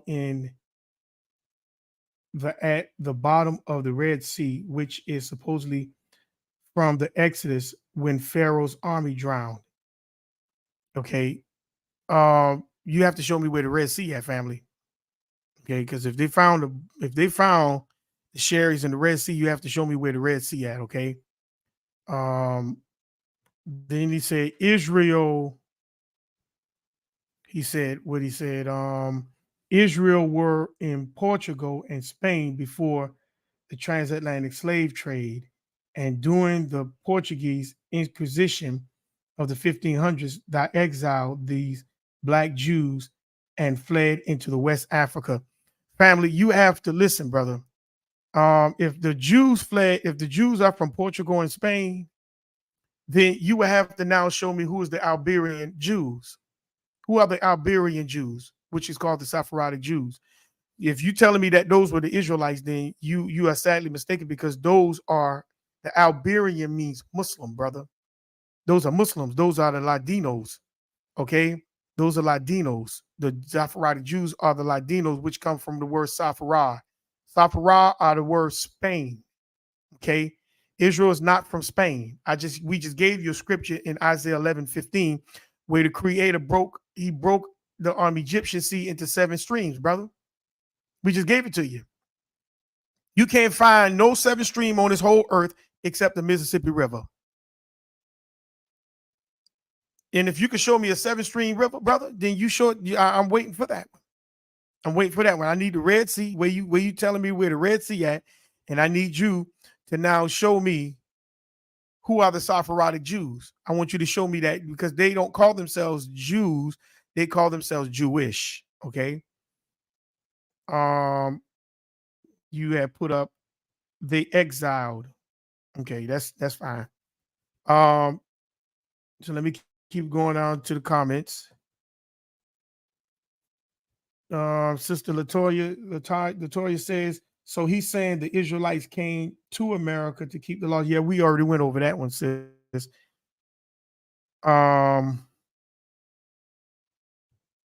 What you said in Second Ezra is a fraud book. It talks about JC. Okay, well, that's fine. I mean, everything in the book ain't fraud, you know. Some things you got to read through to be able to, like what they say, you got to eat the fish and spit out the bones. You got to know what you're digging for. That's why we have to have a discerning spirit. You know, a discerning spirit just don't mean, you know, it's like, you know, you in the church. There ain't no discerning spirit. Discerning spirit means you have to have that wisdom to be able to learn knowledge. Where that wisdom comes from? It comes from your history and your culture. That means it comes from your elders. You have to learn to sit down and talk to your elders, and they will guide you into what is true about them, because them is you. And sooner or later, you're going to become an elder, and you're going to have young people behind you, and you're going to have to teach them what was taught to you. But if we keep allowing conjecture to keep flooding our minds, then there you have it. The young people you can see behind us is straight dumb.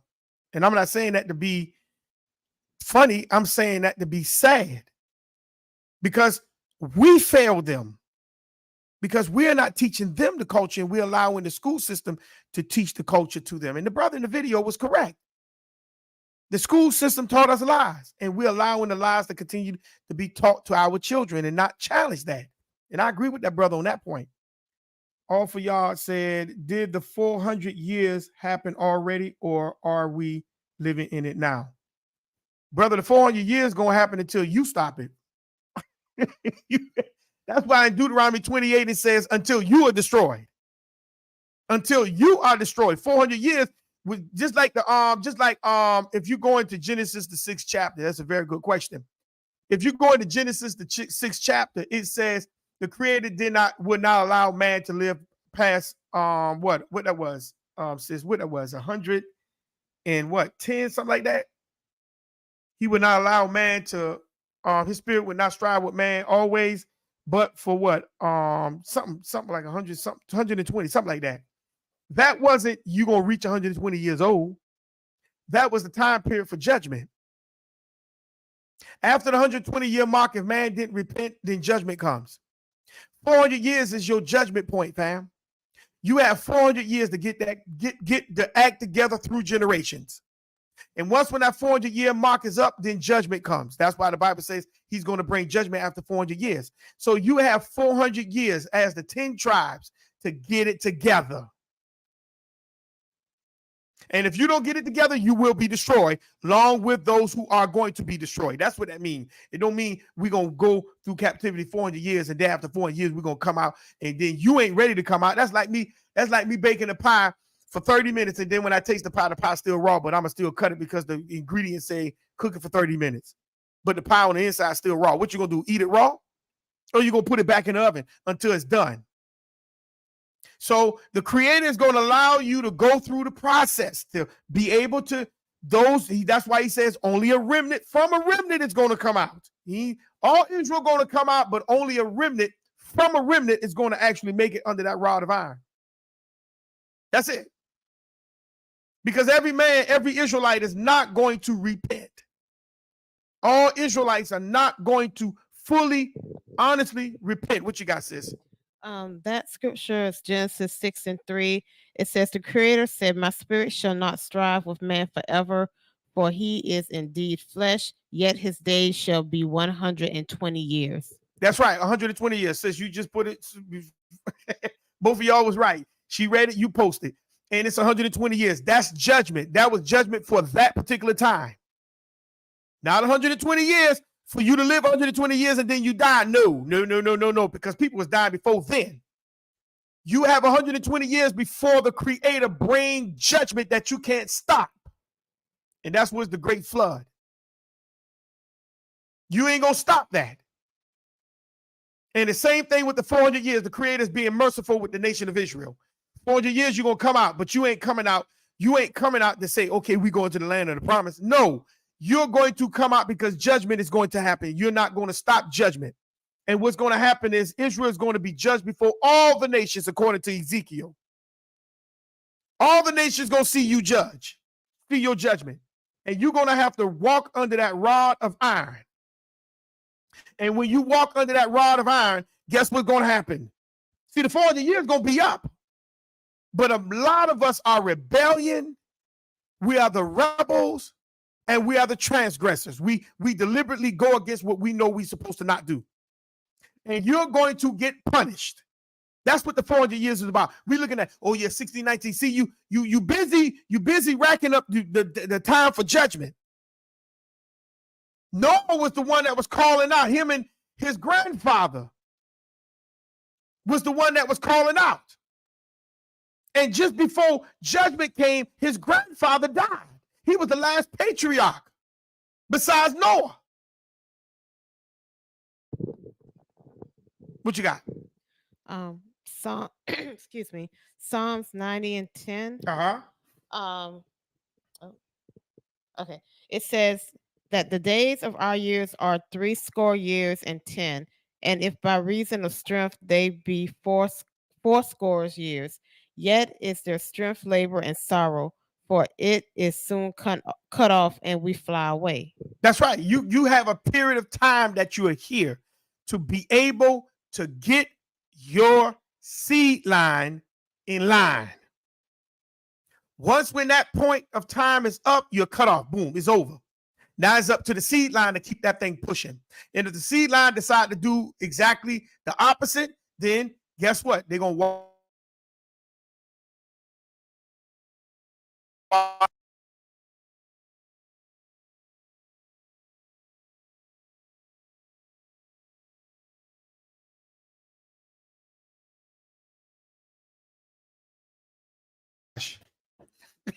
That's what's going to happen to you. You're going to wash out of the wash, meaning them stains going to come off them clothes. And you're going to be one of them stains. That's why he says he's going to purge you. He's going to purge your sins white as snow. If you repent, like what Moses said, you have to do it among the nations. You can't just sit there and wait and say, oh, well, I'm going to do it when I get into the land. Family, you may not get there. You have to do it among the nations like Moses said.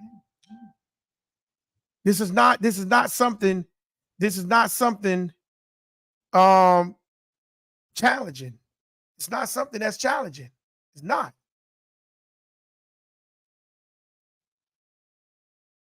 It's not something that's challenging. So we have to look at what the Bible is literally saying and put this thing together. Because if we don't, then that's our fault. That's our fault.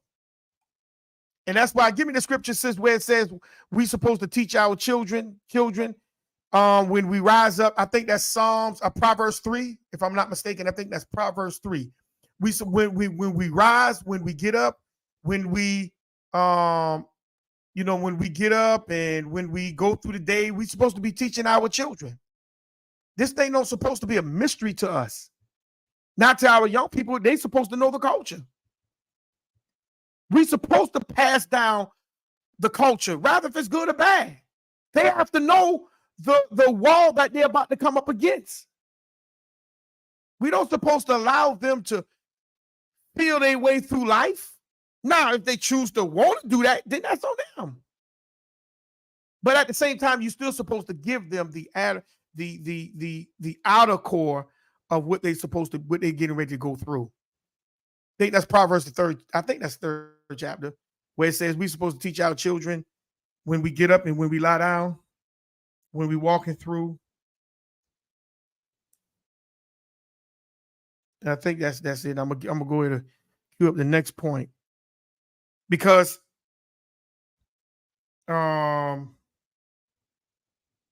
we have to be very mindful that a lot of stuff gonna be on our heads.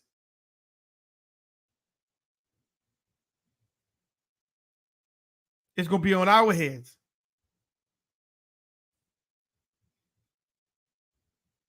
And for it being on our heads, that's Proverbs 22. Proverbs 22 and 6. Proverbs 22 and 6. 22 and 6. Yeah, it's gonna be on our heads, and we can't complain about what's gonna happen and how things gonna actually happen to us, because we refuse to listen. But go ahead. You mean the one that when it says up a child in the way he should go? No. When it says that we ought to teach our children when we lying down, when we get up,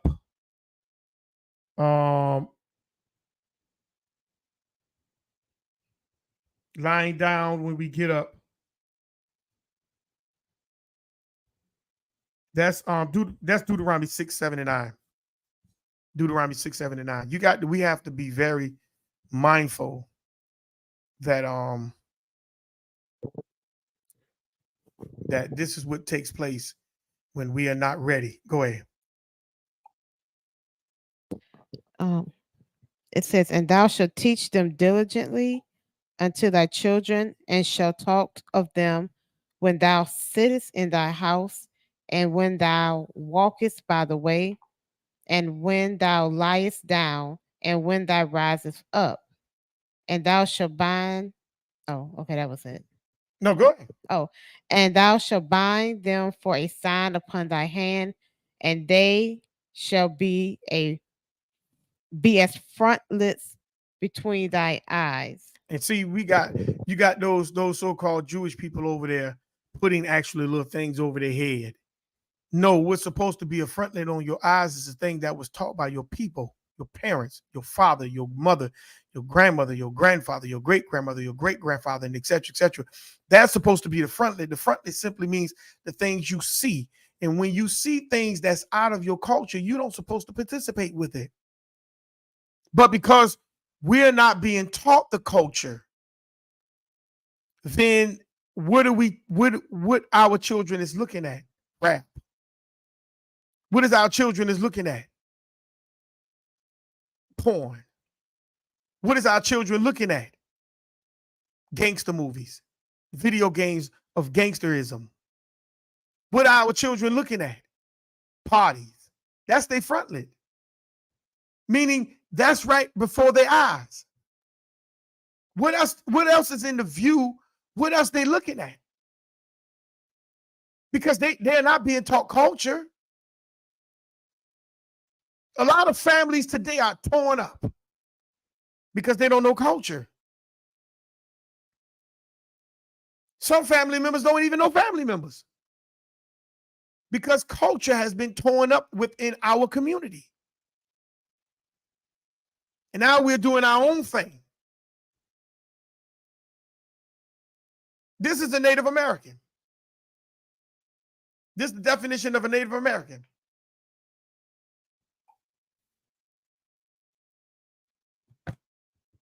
This is the definition of a Native American.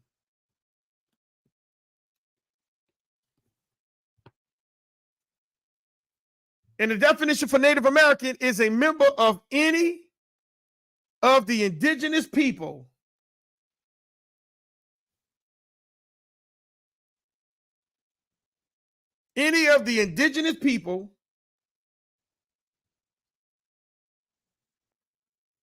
of North, Central, and South America, especially those indigenous to what is now the continent U.S.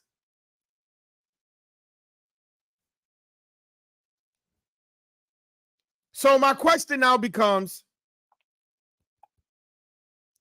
how can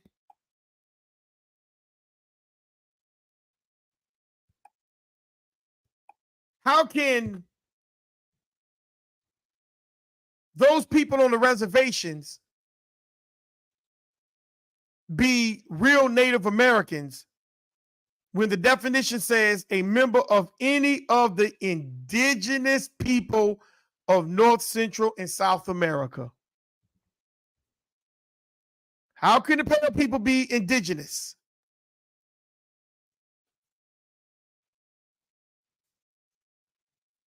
How? Even Malcolm X says indigenous people are so-called black people.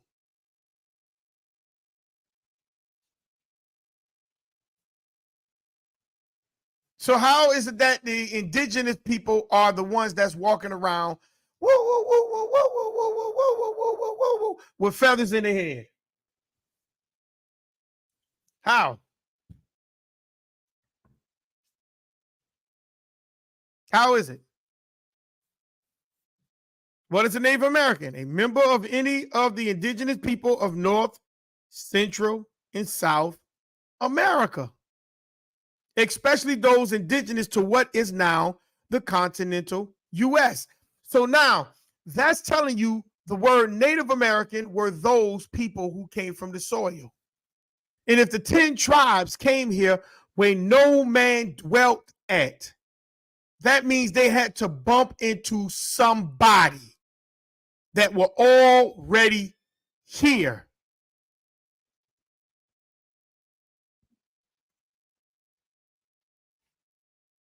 This is the Native American definition. You could pull it up for yourself. It's a member of any of the what? Indigenous people of North, Central, and South America. Indigenous.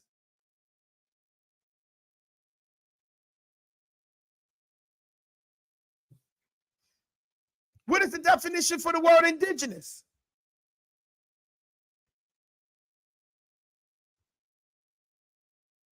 Because you can't say they came here where no man dwelt at, but the definition is telling you something different.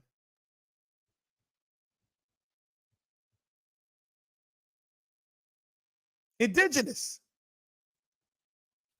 Originating or occurring naturally in a particular place. That's what indigenous is. So the people that they call Native Americans, are they really native? I'm not saying to call you native, but I'm showing you the natural word in it is indigenous. Aboriginal, a tauntaun, Niji.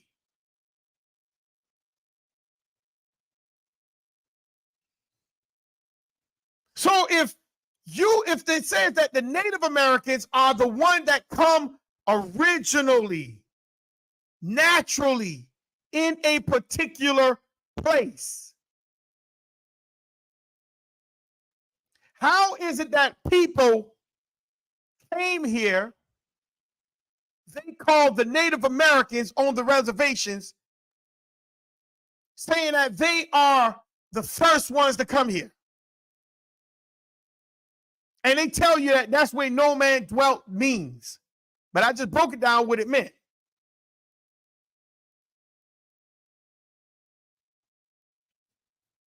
But they telling you that no man means nobody was there. No.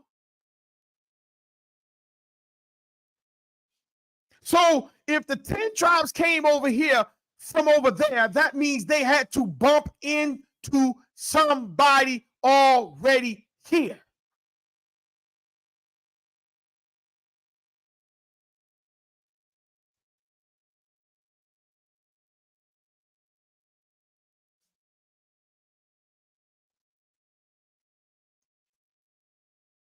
Some people say, oh, well, indigenous means of a people inhabiting or existing in a land from the earliest times or from before the arrivals of colonials. They say, oh, see, that's indigenous. They were already here before the indigenous. Okay, fine. Let's keep it moving. Because I already know how people think. Let's keep it moving. Let's come out of this definition.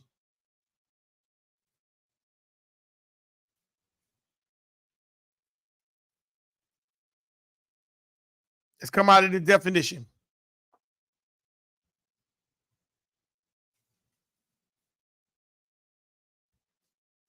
Shalom, shalom, Christ, faith, sheep. I don't know who faithful sheep. It says, he says, Jews or Gentiles are all under sin. It's about who obey God's holy word is what really matters. That the doers are the word are justified. Okay. So now let's challenge your word according to the Bible. Okay. Let's go to Micah, the 4th chapter. Micah is a prophet. But before I go to Micah, let's go to Amos, the 3rd chapter. Let's go to Amos 3 and 5. And let's see what Amos says. And then we're going to go to Micah. Okay. Amos 3 and 5. Let's pull up Amos 3 and 5. Let's go right there. Christ faithful sheep. Hold on. I don't want that one, not that one.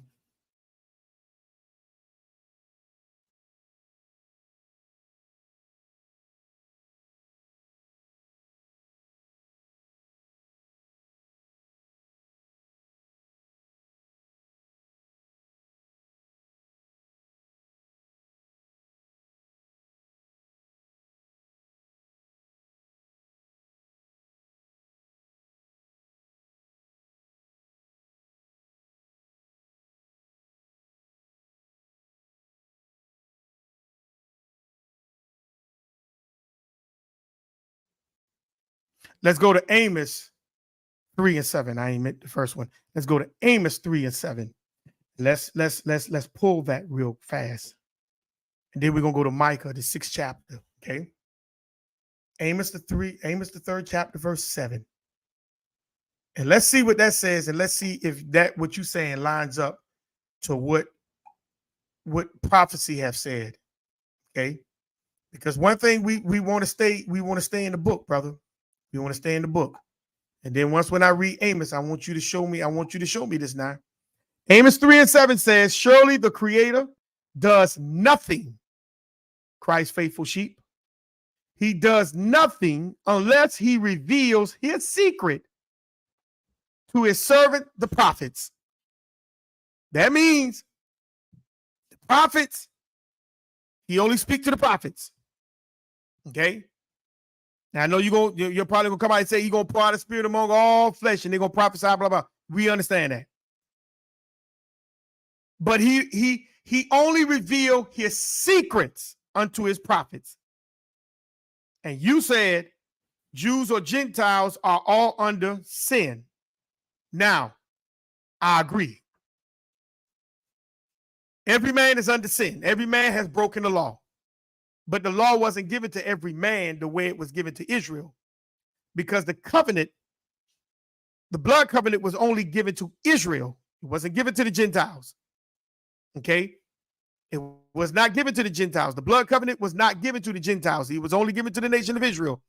That's why let's go to the scripture where it says where they had did the covenant. Okay.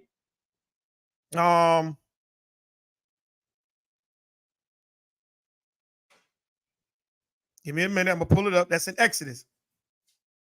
They saw the Creator on his throne. Okay. No, that's the song. I don't want that. And I'm gonna show you what they're saying. Nope, that's in Exodus.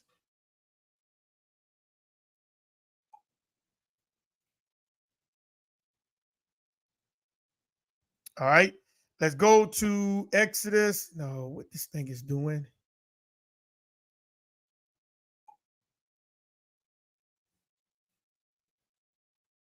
Give me 1 second, y'all.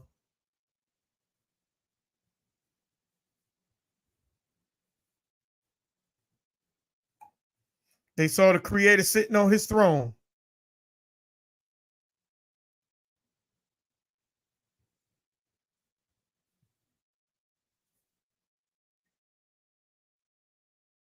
Let's go to Exodus 24 and 10. Let's start at verse 9. Exodus 24. We're going to start at verse 9.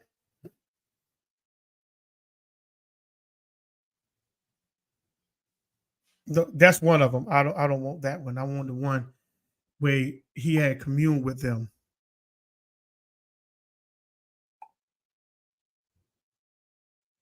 Give me 1 second.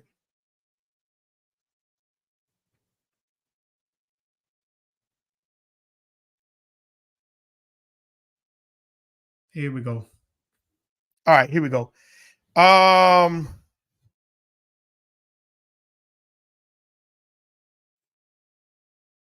let's go to Exodus. I think that's 12. Let's start at 20. Let's go to 24 and 10. Let's get that one real fast.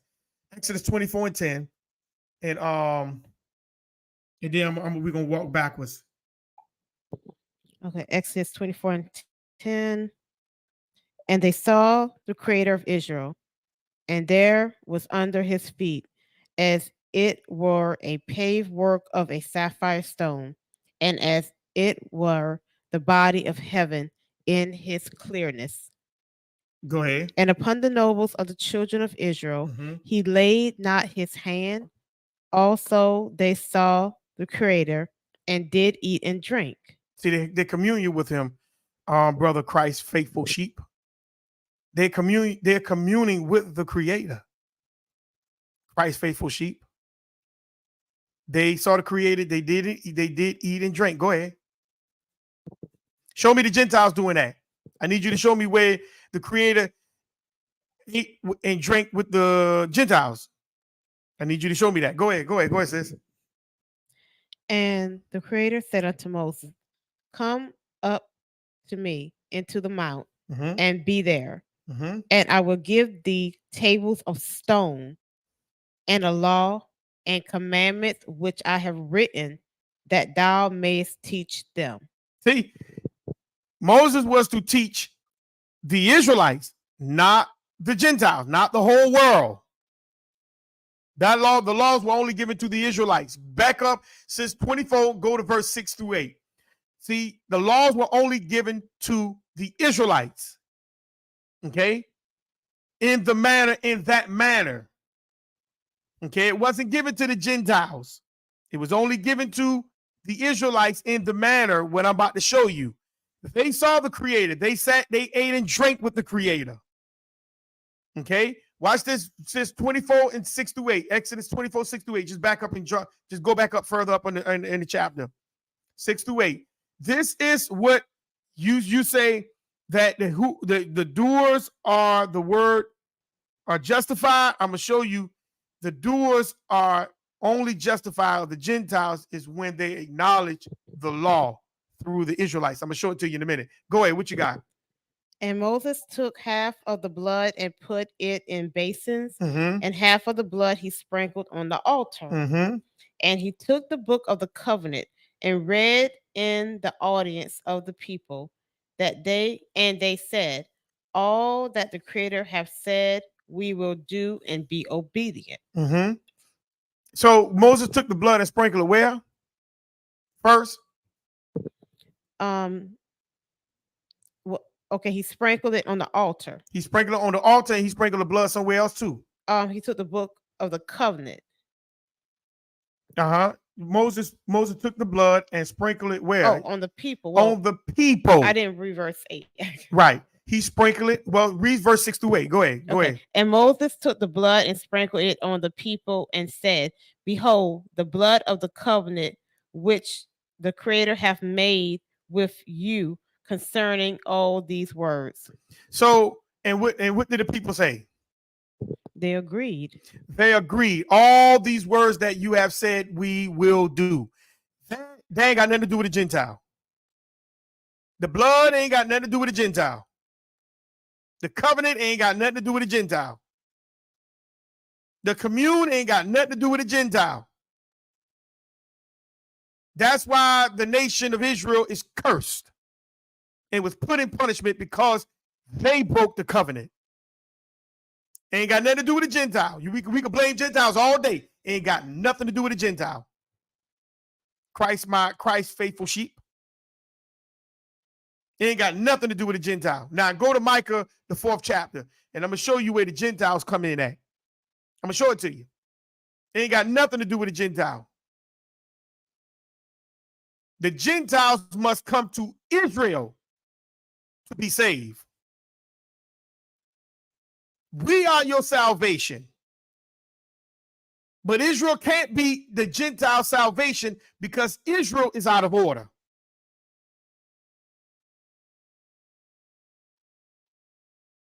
We are the ones that's out of order. We are the ones that's out of order. And we are being led by those that don't supposed to be leaders. Go ahead. What you got, sis? Can I get that scripture of Micah one more time? Micah, the 4th chapter. Micah, the 4th chapter. We're going to start at verse 1. Okay. But in the last days, it shall come to pass that the mountain of the house of the Creator shall be established in the top of the mountains, and it shall be exalted above the hills, and people shall flow unto it. The people, it's going to be on the mountain of the hill, means that the nation of the Creator's laws is going to be there. Everybody's going to see and know and understand and supposed to follow those laws. And the people is going to flow upon it. Go ahead. And many nations shall come and say, many nations, not all nations, because some of the nations going to get put to death. Go ahead. Come and let us go up to the mountain of the Creator and to the house of the Creator of Jacob. The house of Jacob. Let us go to the mountain of Jacob. The mountains of the law. Mountains of the law. And we're going to go to the house of Jacob. That's the 12 tribes. Go ahead.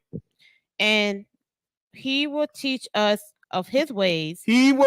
Jacob is going to teach the ways of the Creator. Go ahead.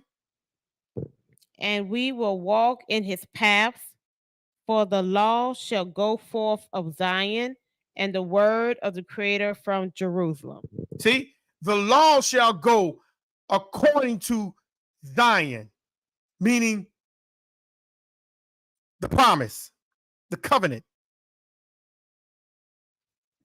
Everybody's going to know about the law, and you're going to have to go to Jacob to get it. Watch this. Keep going. And he shall judge among many people and rebuke strong nations afar off. See, remember, a nation shall come from afar, meaning that there's going to still be nations way off, and the Creator is going to judge you. But he's going to judge you according to the same laws that was given to Jacob. Jacob is going to teach you. Now, if you're going to not live according to these laws, you're going to be judged, meaning you're going to get put to death. Your nation is going to be swallowed up. Go ahead. And they shall beat their swords into plowshares and their spears into pruning hooks. You ain't going to have no way of wars no more. It's over. Go ahead. Nation shall not lift up a sword against nation, Mm-hmm. neither shall they learn war anymore. You ain't gonna learn war no more. Yashabam, shalom. Good to see you again, family. Good to see you again. Go ahead, sis. We are in Micah the 4th chapter. If you want to catch up, go ahead. Verse 4. But they shall sit every man under his vine and under his fig tree, and none shall make them afraid, for the mouth of the Creator of hosts hath spoken in. Go ahead. For all people will walk every one in the name of his God, and we will walk in the name of the Creator forever and ever. Meaning that the Creator belongs to Israel and the gods of the world belongs to the nations. But when it comes to the law, you're going to have to bend your neck, bow your neck according to the law, or you will get swallowed in. Period. You're going to still keep your culture, but your culture is going to be a third nature to you. What's going to be the first nature is the law of the Creator. The second nature is that it's going to be the nation of Israel, and the third nature is going to be your culture. Your culture is not going to overcharge and overrun the nation of Israel, because the nation of Israel is going to be the law keepers of this earth. Period. Christ's faithful sheep. So it ain't got nothing to do with who hears the word. If you hear the word, it has to come from Jacob. It has to come from Jacob. It can't come from T.D. Jakes or these Creflo Dollar or Benny Hinn and all that. That ain't the word. The word is the book. And the book shows you that he does nothing unless he reveal it unto his prophets. Show me a prophet in the New Testament that tell you what you just said. Christ's faithful sheep. You got anything, sis, before we move forward? I'm good for now. All right. So let's get to the next point. Let's get to the next point.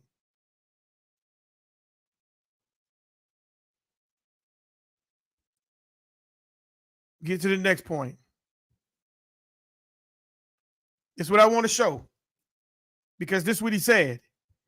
That they want to, this is where they bring in conjecture. This is my next point. They bring in conjecture because they want you to believe that those people that's on the reservations are actually Israel. It says since primitive weren't sophisticated enough to have sailed the oceans, early scientists concluded Indians, notice what the Indians were. Indians are indigenous. Native are indigenous. I understand what the word native means. Don't call yourself native today, not by law. But I showed you the definition of the word native means indigenous. A tauntaun. Okay? They say that we were not sophisticated enough to have sailed the oceans. They're not talking about the Negro, because the Philistines were seafarers. They were seafaring people. They sailed the oceans. They had navies all over the oceans, who we call the Moors. So they're not talking about them, they're talking about themselves over there in Eurasia. Early scientists concluded Indians have reached North America by some unknown land route. This is what they're trying to get you to believe, that these people came here. But this goes against their narrative, because they told you that these people came in through the passage of water. But Second Ezra don't even talk about boats. But they'll tell you it talks about the Euphrates River, but it don't mention anything about a boat. So how else did them people get over there to over here? They have to conclude your mind to believe that they came in on boats. Israelites are not all Israelites. Because you don't supposed to be deceptive when you teach. Just for a narrative. just to grow your group to become worldwide, a household name. You're supposed to be honest and upfront to the people. So how did the 10 tribes come over here? Boats? Okay. Can you show me the boats in that story? You can't. But you would try to bring conjecture for me to believe that boats were there. But I can show you boats of how the Europeans got over here. Since give me Numbers 24:24. I can show you that. Because the Bible do talks about boats. So why would that story in 2nd Ezra leave boats out? But then this story won't leave boats out. Numbers 24:24. What you got, sis? And ships shall come from the coast of Shittim and shall afflict Asher. Asher. And shall afflict Eber. Mm-hmm. And he also shall perish forever. So it says ships gonna come from the coast of Shittim. Or Shittim. It tells you where ships gonna come from. So why is it that in the 2nd Ezra it never told you anything about ships? Because they have to conclude your mind to get you to believe that ships were in that story. This is what they got you to, this is what they have to get you to believe. Because the whole objective is to get you from out of your culture and off your land. And put you into the mind of sedition. This is what they want. This is what they need from you. They need you to be in sedition. Okay? See, they tell you that these people came from off the Barren Strait. This is their story. So tell me, what is their real story? How did they really get here? Are we going to talk about that? Talk about how these people really got here. Or are we going to just keep letting these people build a narrative on us? Which one?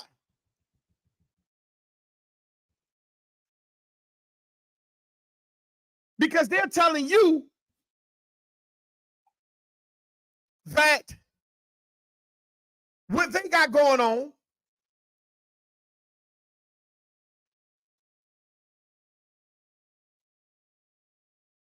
is something that you ought to pay attention to. The brother earlier told me that the Sephardic Jews are the Israelites. This is what he tell you. But let me finish party crashing. Because I like crashing a lot.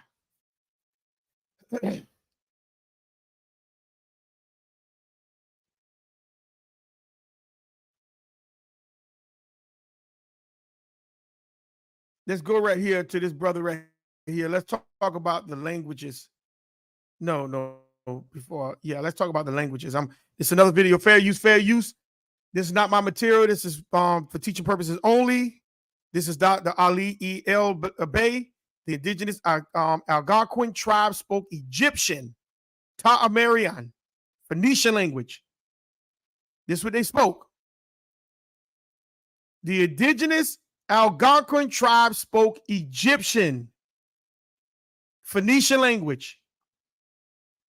So when you hear people talking about we spoke English, you got to ask them, which indigenous tribe spoke English?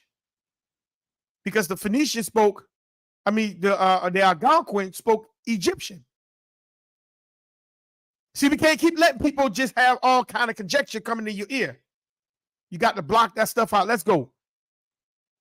Let's get into it.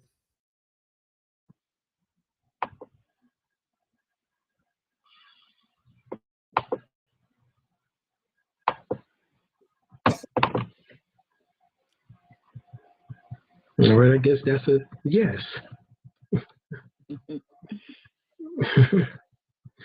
All right. Well, I guess I gotta give you more time to think about it. All right. So we're gonna go on and get started. Let me see if I can pull up my information now. Dun, dun, dun. That's the one too. Got a little bit to go over, but definitely to explain. That's the one. Okay. I'm not on my parents' health insurance anymore, and I work for myself.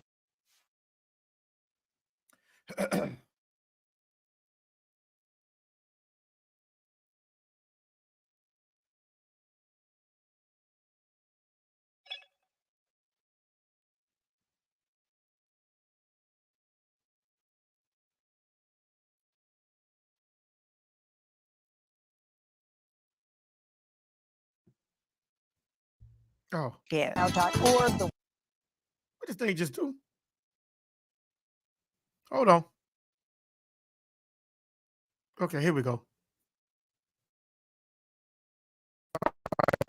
BC to Hold on. 600 Why does this AD. thing just do that? And 1500 to 1600 BC. 3200 BC to 600 AD. Both of these scripts was written Arabic, Hebrew, and Arabic script coming from Metu Neter was both written during the time of the Kemet and Kush dynastic period. The Kushite.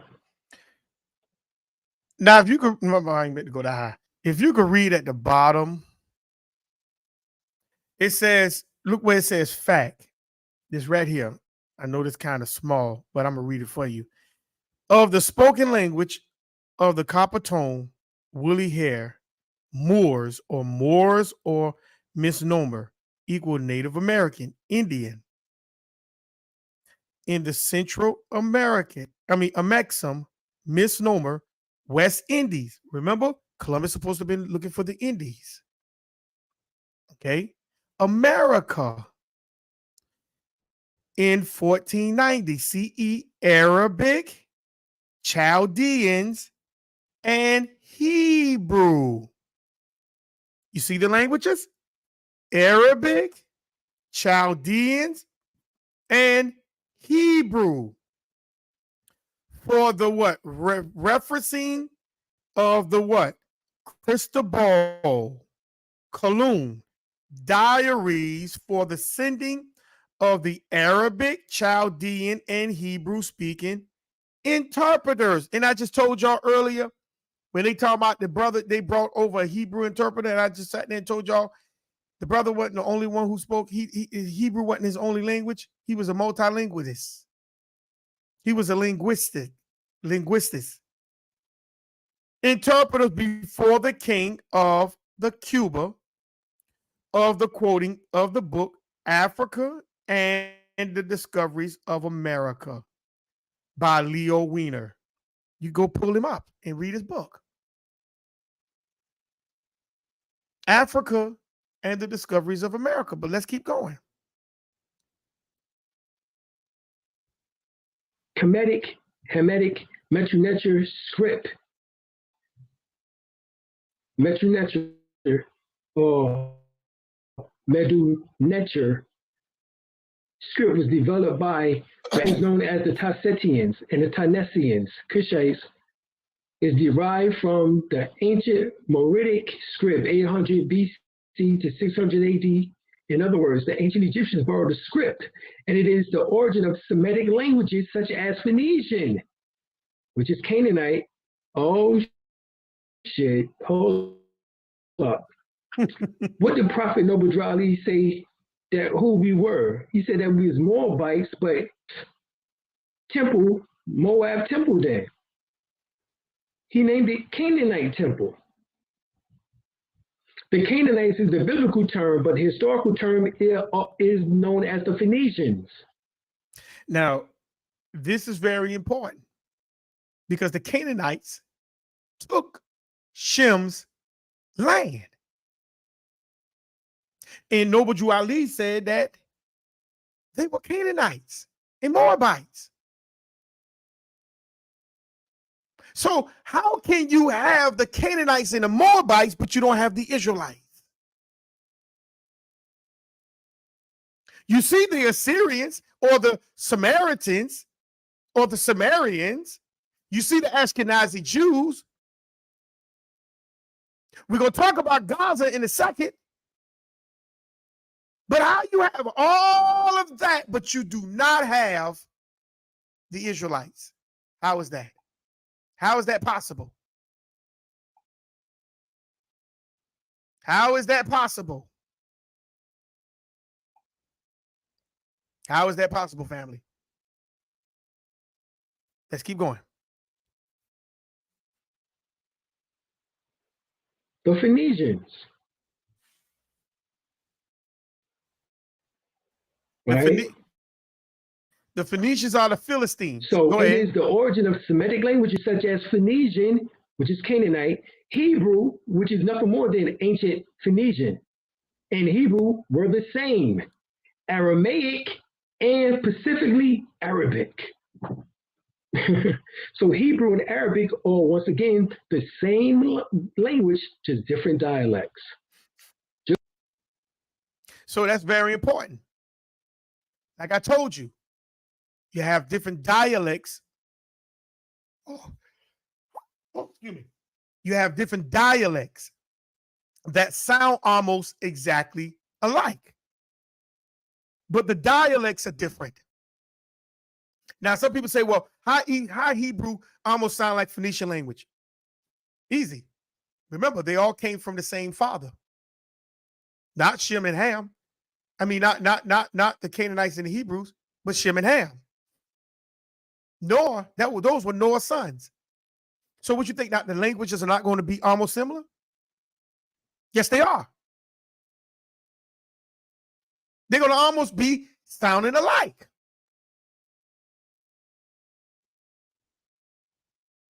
And Japheth, all three of them are brothers. It's just that when they went into their different parts of the land, they began to develop a different dialect according to the land that they were in. So that's how Columbus came over to be able to bring over that brother, Torres, who understood the languages because the languages are similar.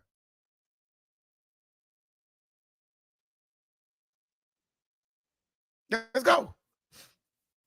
Just like if you go to Jamaica, it's me Patois, or Patois, how they speak, the way that they speak, I think it's Patois, something like that. And they'll go to, and you'll know what they're saying.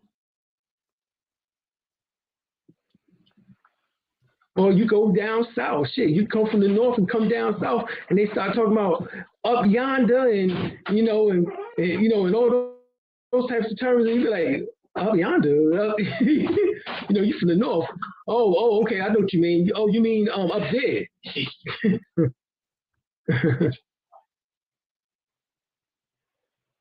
They speaking English. That's English. Up yonder, up is an English word. Yonder is an English word. But they put up yonder to mean over there. So it's still English. Same Dialects, different dialects. Like the word shalom is Hebrew, but the word in Arabic is salam. Salam. Shalom is more masculine. Salam is more feminine. Both the same language, because they both means what? Peace. Peace. That's why you're Shalom alaikum. Assalamu alaikum. Well, hold up, God damn it, what's the difference? If I say shalom alaikum, which is Hebrew, and then assalamu alaikum, which is Arabic, what's the difference? They both mean peace be unto you. Now, you seeing how the dialects reverberate with each other? It reverberates. The only difference is when somebody comes in and tries to interpret your stuff into their stuff. That's the difference. Let's go. So Hebrew and Arabic are the same language, different dialect, and they both are derived from Phoenician, which is Canaanite. Okay, let's continue on. I think I made my point clear. So, of the spoken language of the copper-toned woolly-haired Moors, they say that the language derived from Phoenician. So what they're saying is that Phoenician been on the earth before the Israelites, and the Israelites are Phoenician, or Noah was a Phoenician, or the patriarchs were Phoenician, and they all spoke Phoenician, and then it transferred into Hebrew, and then Arabic, and then Aramaic. That's false. Each culture has its own dialect of language, and we don't know where all this language derived it from. We can guesstimate and conjecture, but we don't know. But let's go. Misnomer Native Americans, Indians. Arabic, Chaldean, and Hebrew was spoken in the 1490s in the West Indies, y'all. You see that? Did you hear what he just said? Did you hear what he just said? Let's repeat. Let me go back again and repeat it. Let him repeat what he just said. Let's go. And and all those types of terms, you be like, up yonder, you from the north. Oh, okay, I know what you mean. Oh, you mean up there?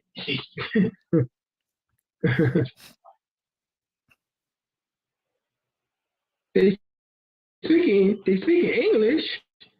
That's English. Yonder, up is an English word. Yonder is an English word. But they put up yonder to mean over there. So it's still English, same language, but what? Different dialect. You get it? Like the word shalom is Hebrew, but the word in Arabic is salam. Shalom is more masculine, salam is more feminine. Both the same language because they both means what? Peace. Shalom. But notice he's not giving you what the Phoenician word is. He's only giving you the Arabic and the Hebrew. Pay attention. Let's go. Alaikum. Assalamu alaikum. Well, hold up. God damn it, what's the difference? If I say shalom alaikum, which is Hebrew, and then assalamu alaikum, which is Arabic, what's the difference? They both mean peace be unto you. So, Hebrew and Arabic are the same language, different dialect, and they both are derived from Phoenician, which is Canaanite. Okay. But why he didn't give you the Canaanite word for peace? He only give you the Hebrew and Arabic. Pay attention. Let's go. Let's continue on. I think I made my point clear. So, of the spoken language of the copper tone woolly-haired Moors, misnomer Native Americans, Indians, Arabic, Chaldean, and Hebrew was spoken in the 1490s in the West Indies, y'all. This reference is in Christopher Colon's or Cristobal Colon, known as Christopher Columbus diaries. So he's telling you is that Arabic, the Phoenician, and the Hebrew was spoken in the Colombians. I mean, in the islands. So is he telling you that there's a mixture of people there? Let's go to sis. Let's go to Isaiah 19:19.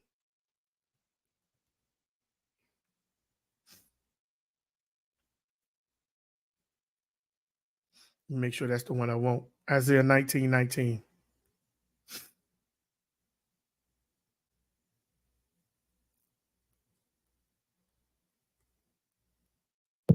Okay, Isaiah 19:19. Yeah, I'm thinking that's it. No, go ahead. You got it? Yes. In that day shall there be an altar to the Creator in the midst of the land. Start at verse 18. 19:18. Okay. In that day shall 5 cities in the land of Egypt speak the language of Canaan and swear to the Creator of hosts. One shall be called the city of destruction.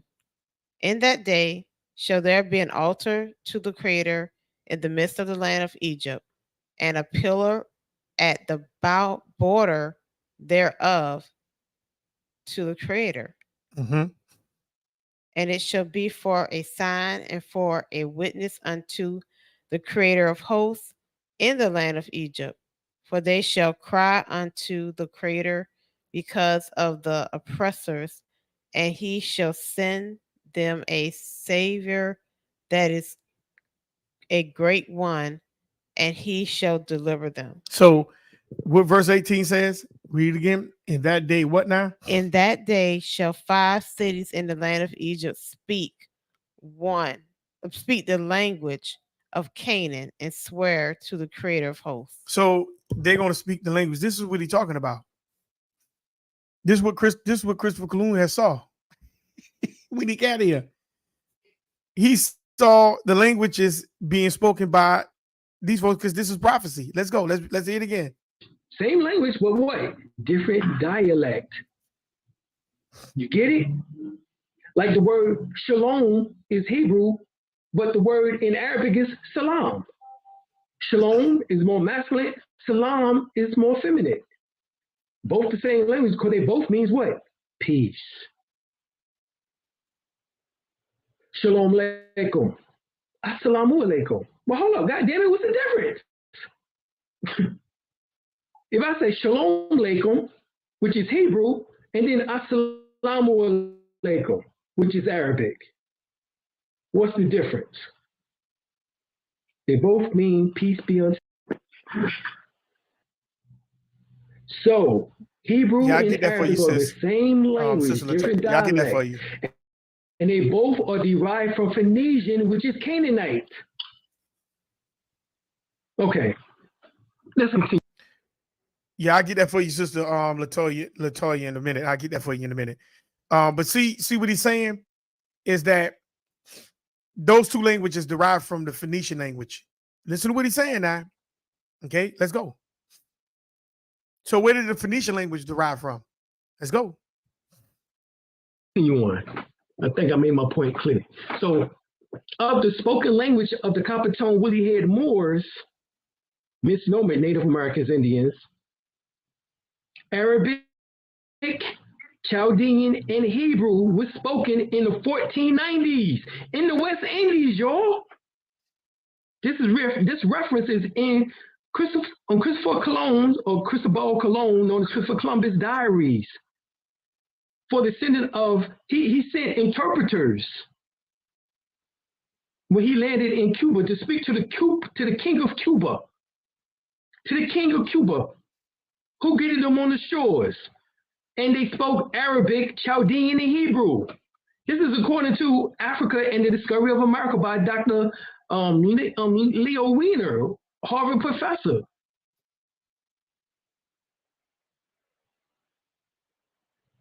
Why would Columbus have to send interpreters who spoke Arabic, Chaldean, and Hebrew in Cuba? And the word Cuba is the same word as Kaaba, because on the hill they seen the mosque. They seen mosque on the hills of Cuba. Cuba is Kaaba, which means that this was an Islamic territory. So that's very important. Where Columbus landed at was Islamic. That was not the Israelites. And this is the thing that I tries to tell people. It was Islamic. Okay? They were here too. This is the old world. But some of y'all want to believe these folks saying that, oh, it's the new world. It's new to them because they conquered it. They are in control of it according to prophecy. But this ain't the new world. This is the old world. Let's go. This is why they were speaking Arabic, Chaldean, and Hebrew.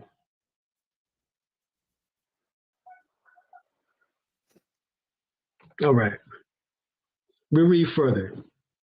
Egyptian Romani on page 150 states that the Mobi region was also the source of the Arabic, Hebrew, and Aramaic Syriac dialects. Who? The Moabi, the Mobi, the Moabi region was the source of Arabic, Hebrew, Aramaic, Syriac languages, which were offshoots of the ancient Egyptian language. Oh shit. Now, what they're telling you is that the Egyptians were here and the Moabites, who they called the Moors. That's who been here, who they bumped into. They didn't bump into the Israelites yet, not until they came to North America.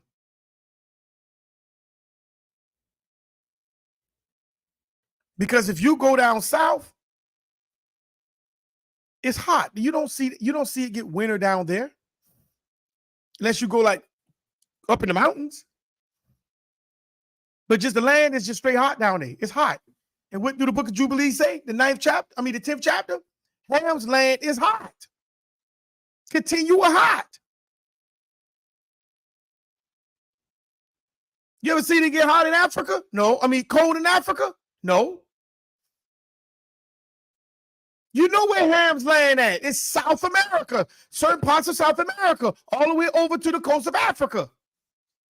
That's Ham's land.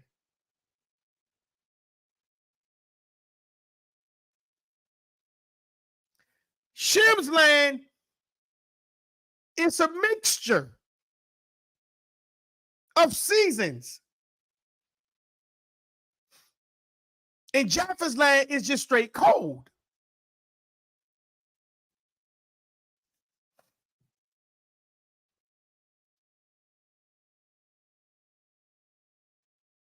But when you talk about, well, everybody can be, we don't know where everybody's land is. Yes, you do. You just want to ignore scripture. And that's okay. That's your thing. They know where everything is and who is who. They know this.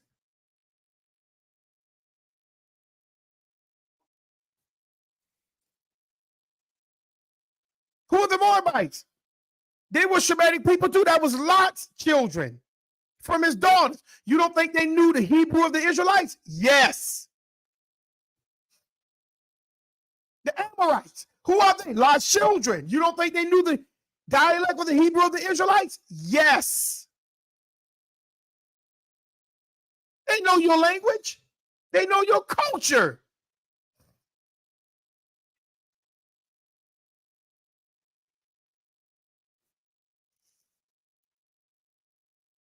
And they can fake in front as if they are you. But you wouldn't believe it. Let's go. Let's go. We're not going to finish this whole video today. We're going to come back next week to finish this. Let's go. There it is. Hebrew in Arabic is nothing more than offshoots of the ancient Egyptian language. You still, if you speak Hebrew, you speak Arabic, you're speaking ancient Egyptian language. You're speaking the Metu Neter. So my question is this right here. What did Jacob go in speaking? Phoenician? So Jacob was speaking Egyptian language when he went into Egypt? What was the Israelites speaking? Egyptian language? What was Abraham speaking? Egyptian language?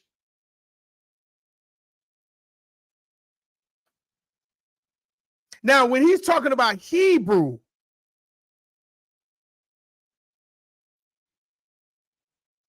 he ain't talking about ancient Hebrew.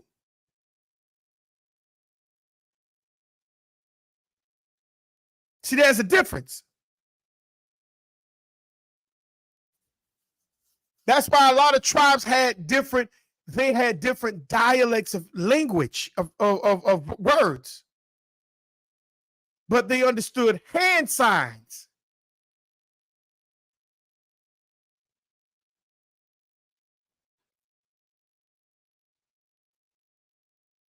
Because different territories come with different dialect.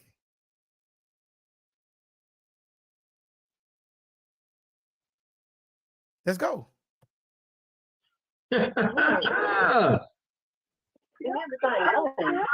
All right now. That is the mother tongue. The mother tongue is the ancient Egyptian language. So he's saying the Egyptian language is the mother tongue. So every language comes from the Egyptian language. That's what he's saying. See, this is why they tell you that you're an African. This is why they tell you that you come from Africa. That all of us are Africans. Because they're trying to put you into the box of them. See, the Hebrews didn't have their own language. The Muslims didn't have their own language. Everybody came from Egypt.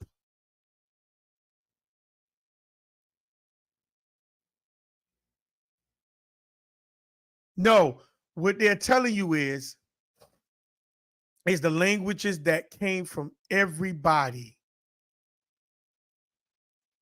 came from the fallen. That's what he's saying.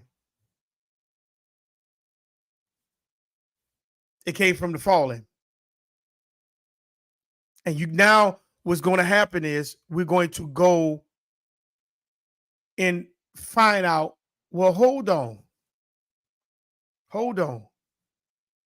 How did they get the one language? Let's find this. Like, give me a minute. Let me find this scripture. How did they get this one language?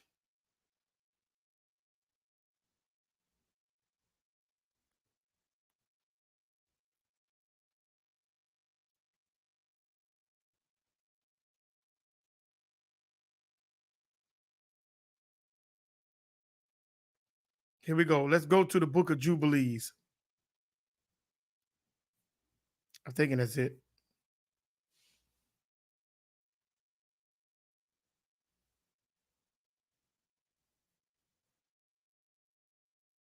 Let's go to Jubilees, the 8th chapter. How did he get this? How did they get this language?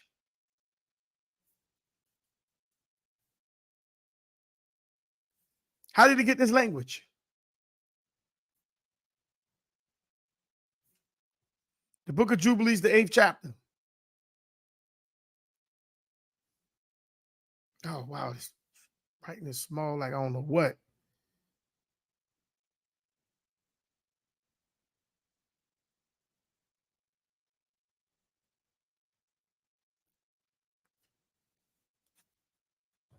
Canaan found a book.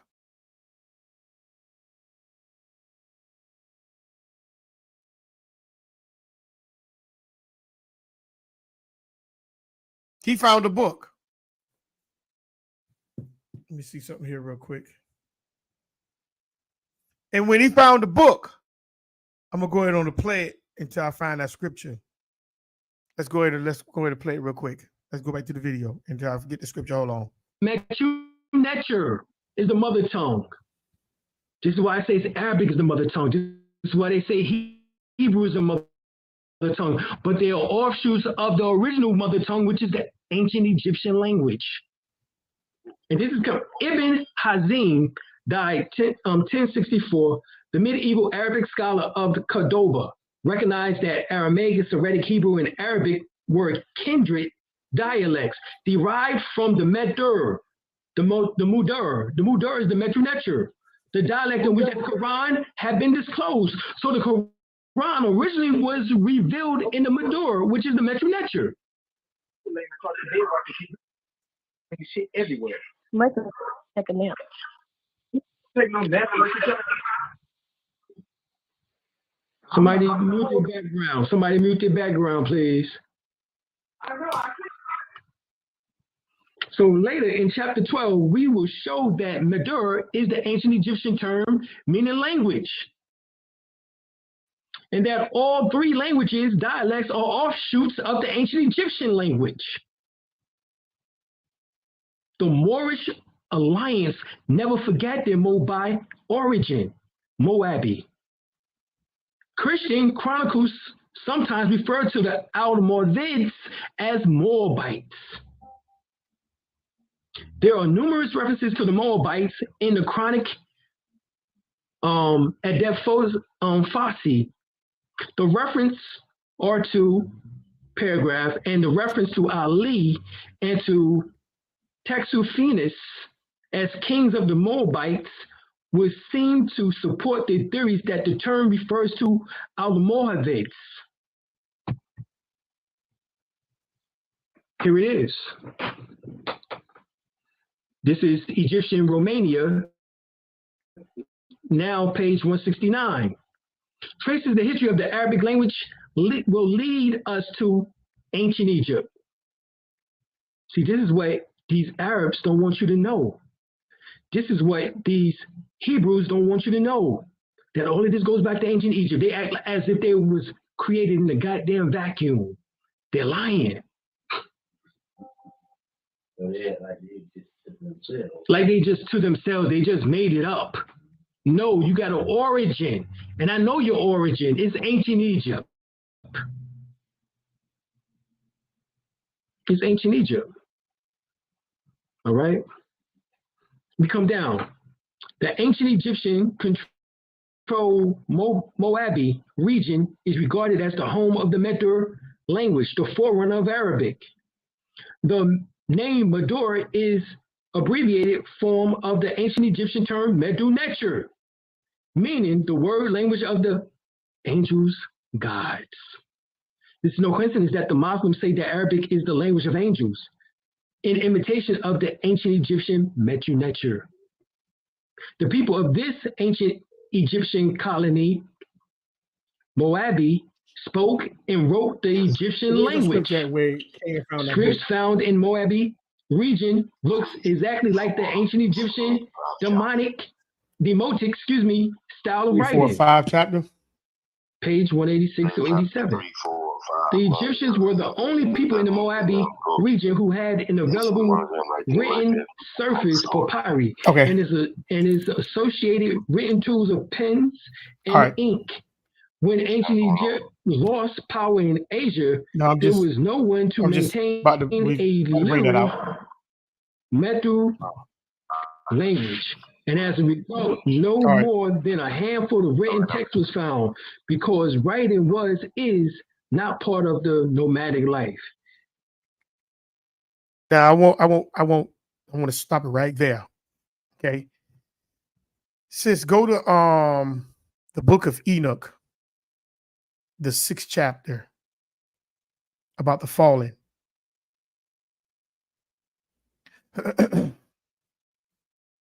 You notice what he just said. I want to reveal what he just said just a minute ago. Watch what he said. Listen to what he said. The word language of the angels, gods. It's no coincidence that the Muslims say that Arabic is the language of angels. Dialects derived from the Medu, the Mudur. The Mudur is the Medu Neter. The dialect in which the Quran had been disclosed. So the Quran originally was revealed in the Medu, which is the Medu Neter. Shit everywhere. Michael, take a nap. Take no nap. Somebody mute their background. Somebody mute their background, please. I want you to pay attention to what he's about to tell you.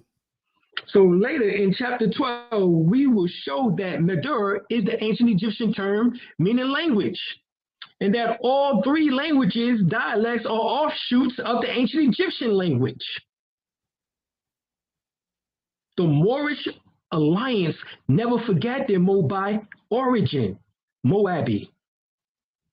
Christian chronicles sometimes refer to the Almoravids as Moabites. There are numerous references to the Moabites in the chronic Euphrates Family. The reference are to paragraph and the reference to Ali and to Texuphenes as kings of the Moabites would seem to support the theories that the term refers to Almoravids. Here it is. This is Egyptian Romania, now page 169. Traces the history of the Arabic language will lead us to ancient Egypt. See, this is what these Arabs don't want you to know. This is what these Hebrews don't want you to know. That all of this goes back to ancient Egypt. They act as if they was created in a goddamn vacuum. They're lying. Like they just to themselves. They just made it now up. pay attention to what he about to say. No, you got an origin. Pay attention to what he about to and say. I know your origin. It's ancient Egypt. Pay attention. Here we go. All right. We come down. The ancient Egyptian controlled Moabi region is regarded as the home of the Medu language, the forerunner of Arabic. The name Medu is abbreviated form of the ancient Egyptian term Medu Neter, meaning the word language of the angels, gods. It's no coincidence that the Muslims. Notice what he said. This is the language of the angel gods. Okay. Angel gods. Since you got Enoch, the 6th chapter. Oh, okay. 6th chapter started what? Start at verse 1. Now pay attention. He said the language comes from the angel gods. Okay.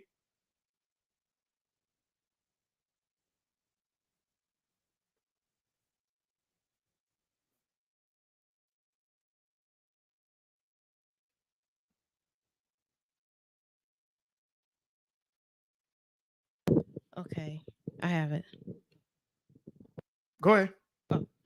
And it came to pass when the children of men had multiplied, that in those days were born unto them beautiful and comely daughters. And the angels and the children of the heaven saw and lusted after them, and said to one another, come, let us choose us wives from among the children of men, and begat us children. And Shemjeza, who was their leader, said unto them, I fear ye not. I fear ye will not indeed agree to do this deed. And I alone shall have to pay. I will have to pay the penalty of a great sin. So stop right there. Over to the 8th chapter. So you seeing right here in the book of Enoch is that this angel is saying, look, I'm gonna have to pay for the sins of what is about to take place. Okay. So now go to Enoch, the 8th chapter, start at verse 1.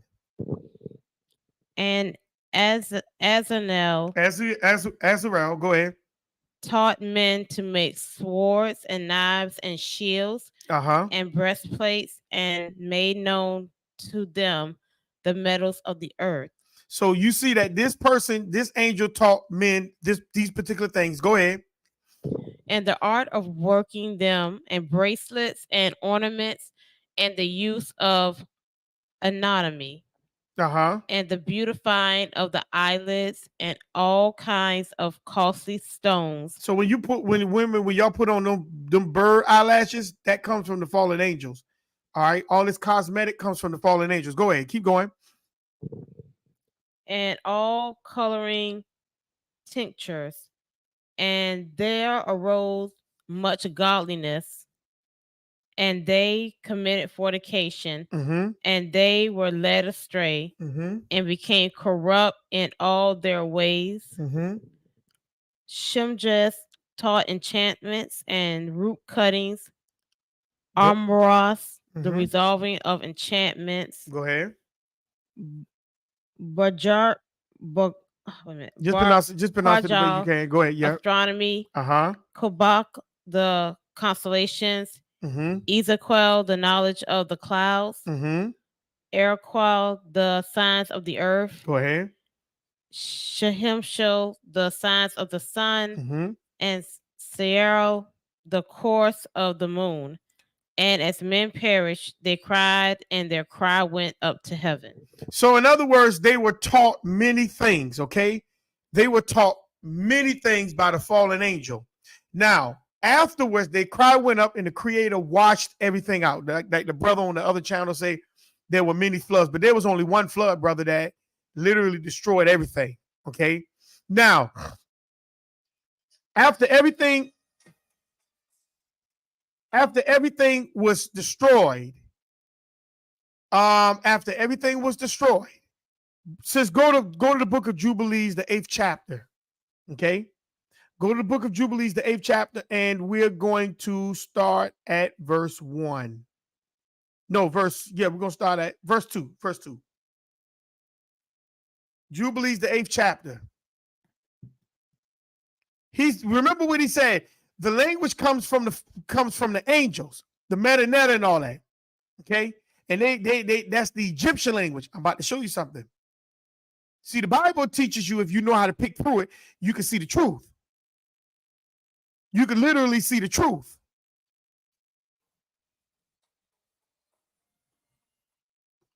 Hello. What's going on? I'm getting ready to close out. You have to call me back. You have to call me back in about 10 minutes. All right. You got it? The book of Jubilees, the 8th chapter, verse 2 and 3. Yes. Go ahead. And the son grew, and his father taught him writing, and he went to seek for himself a place where he might seize for himself a city. And he found a writing which former generations had carved on the rock, and he read what was thereon, and he transcribed it and sent owing to it. Now look what he said. He grew, and his father taught him what? Writings. His father taught him writings. Okay? And his father taught him writings, and he went to seek for himself a place where he might seize. Like the brother was saying on last week, Shem took the land of Canaan. No, Canaan took the land of Shem. He looked for a place that he might seize for himself a city. See? A city. And he found a writing which former generations have carved on the rock. Meaning he found a book. And he read what was thereon. And he transcribed, means transliterated, and sent owing to it. For it contained the teachings of the what? Watchers. In accordance with which they used to observe the omens of the sun and the moon and the stars and all the signs of heaven. This Canaan found a book that was supposed to now have been put back into man's hand. This is the language this brother is talking about.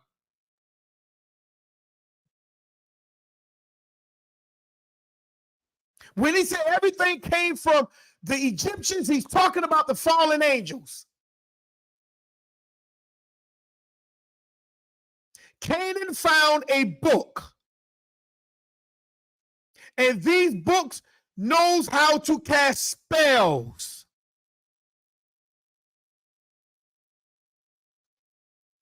That's why they can tell you, you come from here and you don't fight about it. It don't bother you because you don't even realize you are under a spell.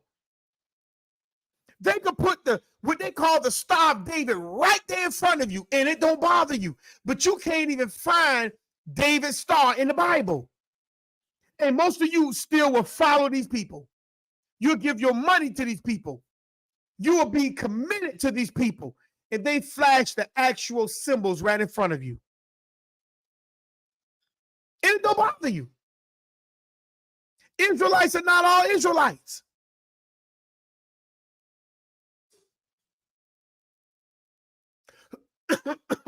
They'll tell you the 10 tribes came over here.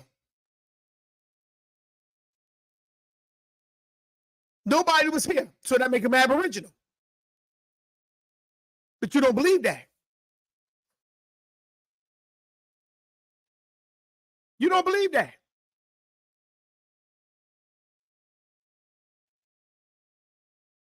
You really don't believe that.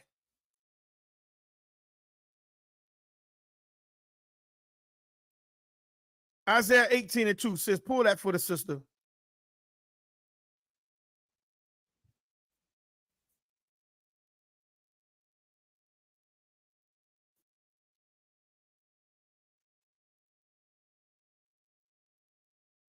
Isaiah 18:2. I'm gonna start at verse 1. Whoa, go ahead. Start at verse 1.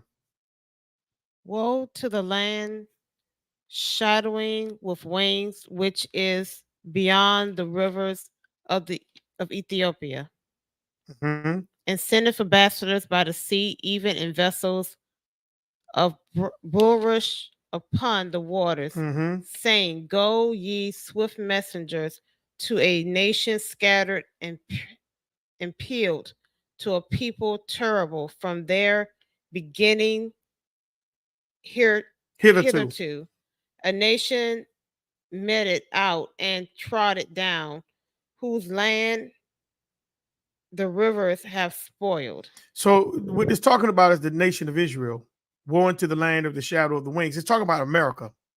This was talking about America. And what nation was trodden down? That's the nation of that's the nation of Israel. We've been trodden down. We've been trodden down.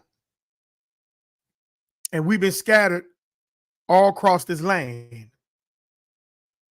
And if you realize that the land is separated by seas, the Mississippi is way bigger than what they have dammed it up to be, because they dammed up the Mississippi. The Mississippi, if the Mississippi was flowing, you wouldn't have Louisiana right now. You wouldn't have parts of Mississippi or Alabama.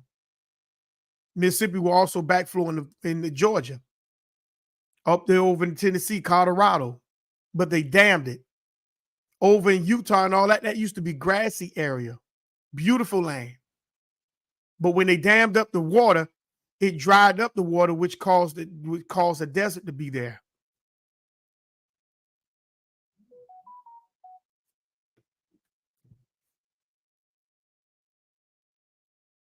So that's what that's talking about. They're sending out people to gather the people, to talk to the people, to mention to the people. That's why verse 3 says, Are ye inhabitants of the world, the dwellers of the earth? See ye when he lift up an ensign to the mount on the mountains, and when he blow a trumpet, hear ye. Verse 4. For so the Creator said unto me, I will take my rest, and I will consider in my dwelling place like a clear heat upon herbs, and like a cloud of dew in the heat of harvest. He's coming back to sit in his land, the land where he put his name at. For afore the harvest, when the bud is perfect and the sour grape is ripened in the flower, he shall both cut off the spring with pruning hooks and take away and cut down the branches, meaning there's going to be a clearing that's going to be taking place before the Creator set his name back in that land. That's the purge. Only a remnant is going to make it. That's the purge. See, that is the purge. But before things happen, the Creator is going to send out. He's going to send out. Also, Sister Latoya said,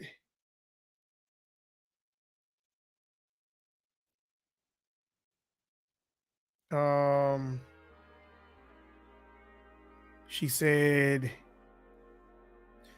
right, the cedar trees of Lebanon sounds more American, like pine trees and other sap trees, etc. Did you see on the news where they had climbed into New York? My point is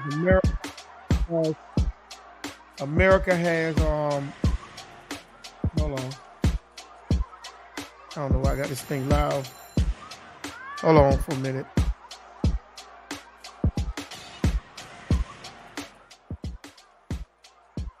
All right. My point is that America has these things clearly correct, and that is true. That is true. America has these points that's very clear. We're gonna pick back up on that video. The video, y'all go check out the brother's channel. Any video I play, make sure y'all check these brothers and sisters' channels out, because I believe that they are very good. It's called Jews and Gentiles Are Under Sin. No, it's not. That's not the one. It's not catching up. It's Al Ben.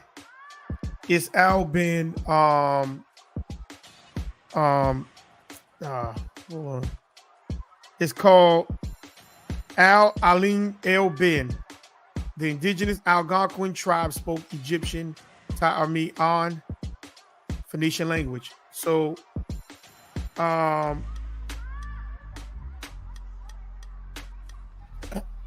yeah. So we're gonna pick back up in the Creator's Will on next week.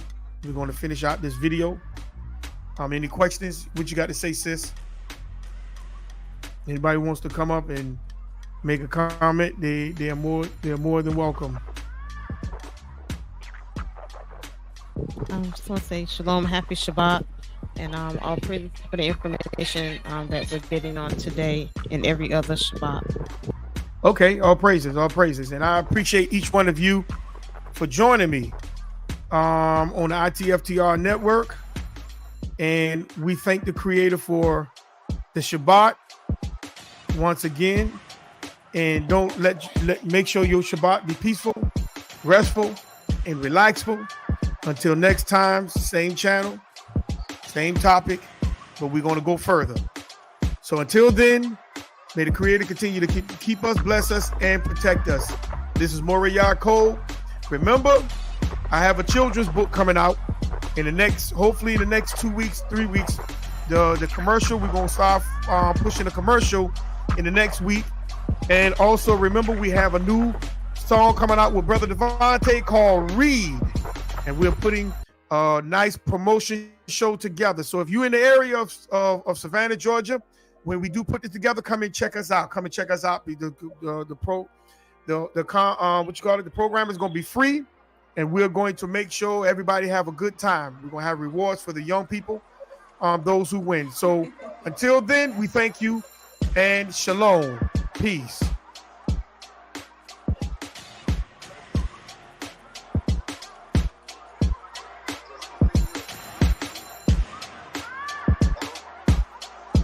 Yo, what's up?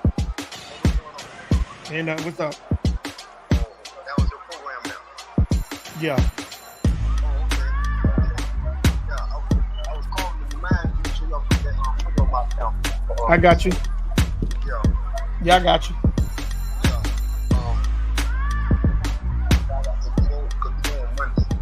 Yeah, I'm familiar with that.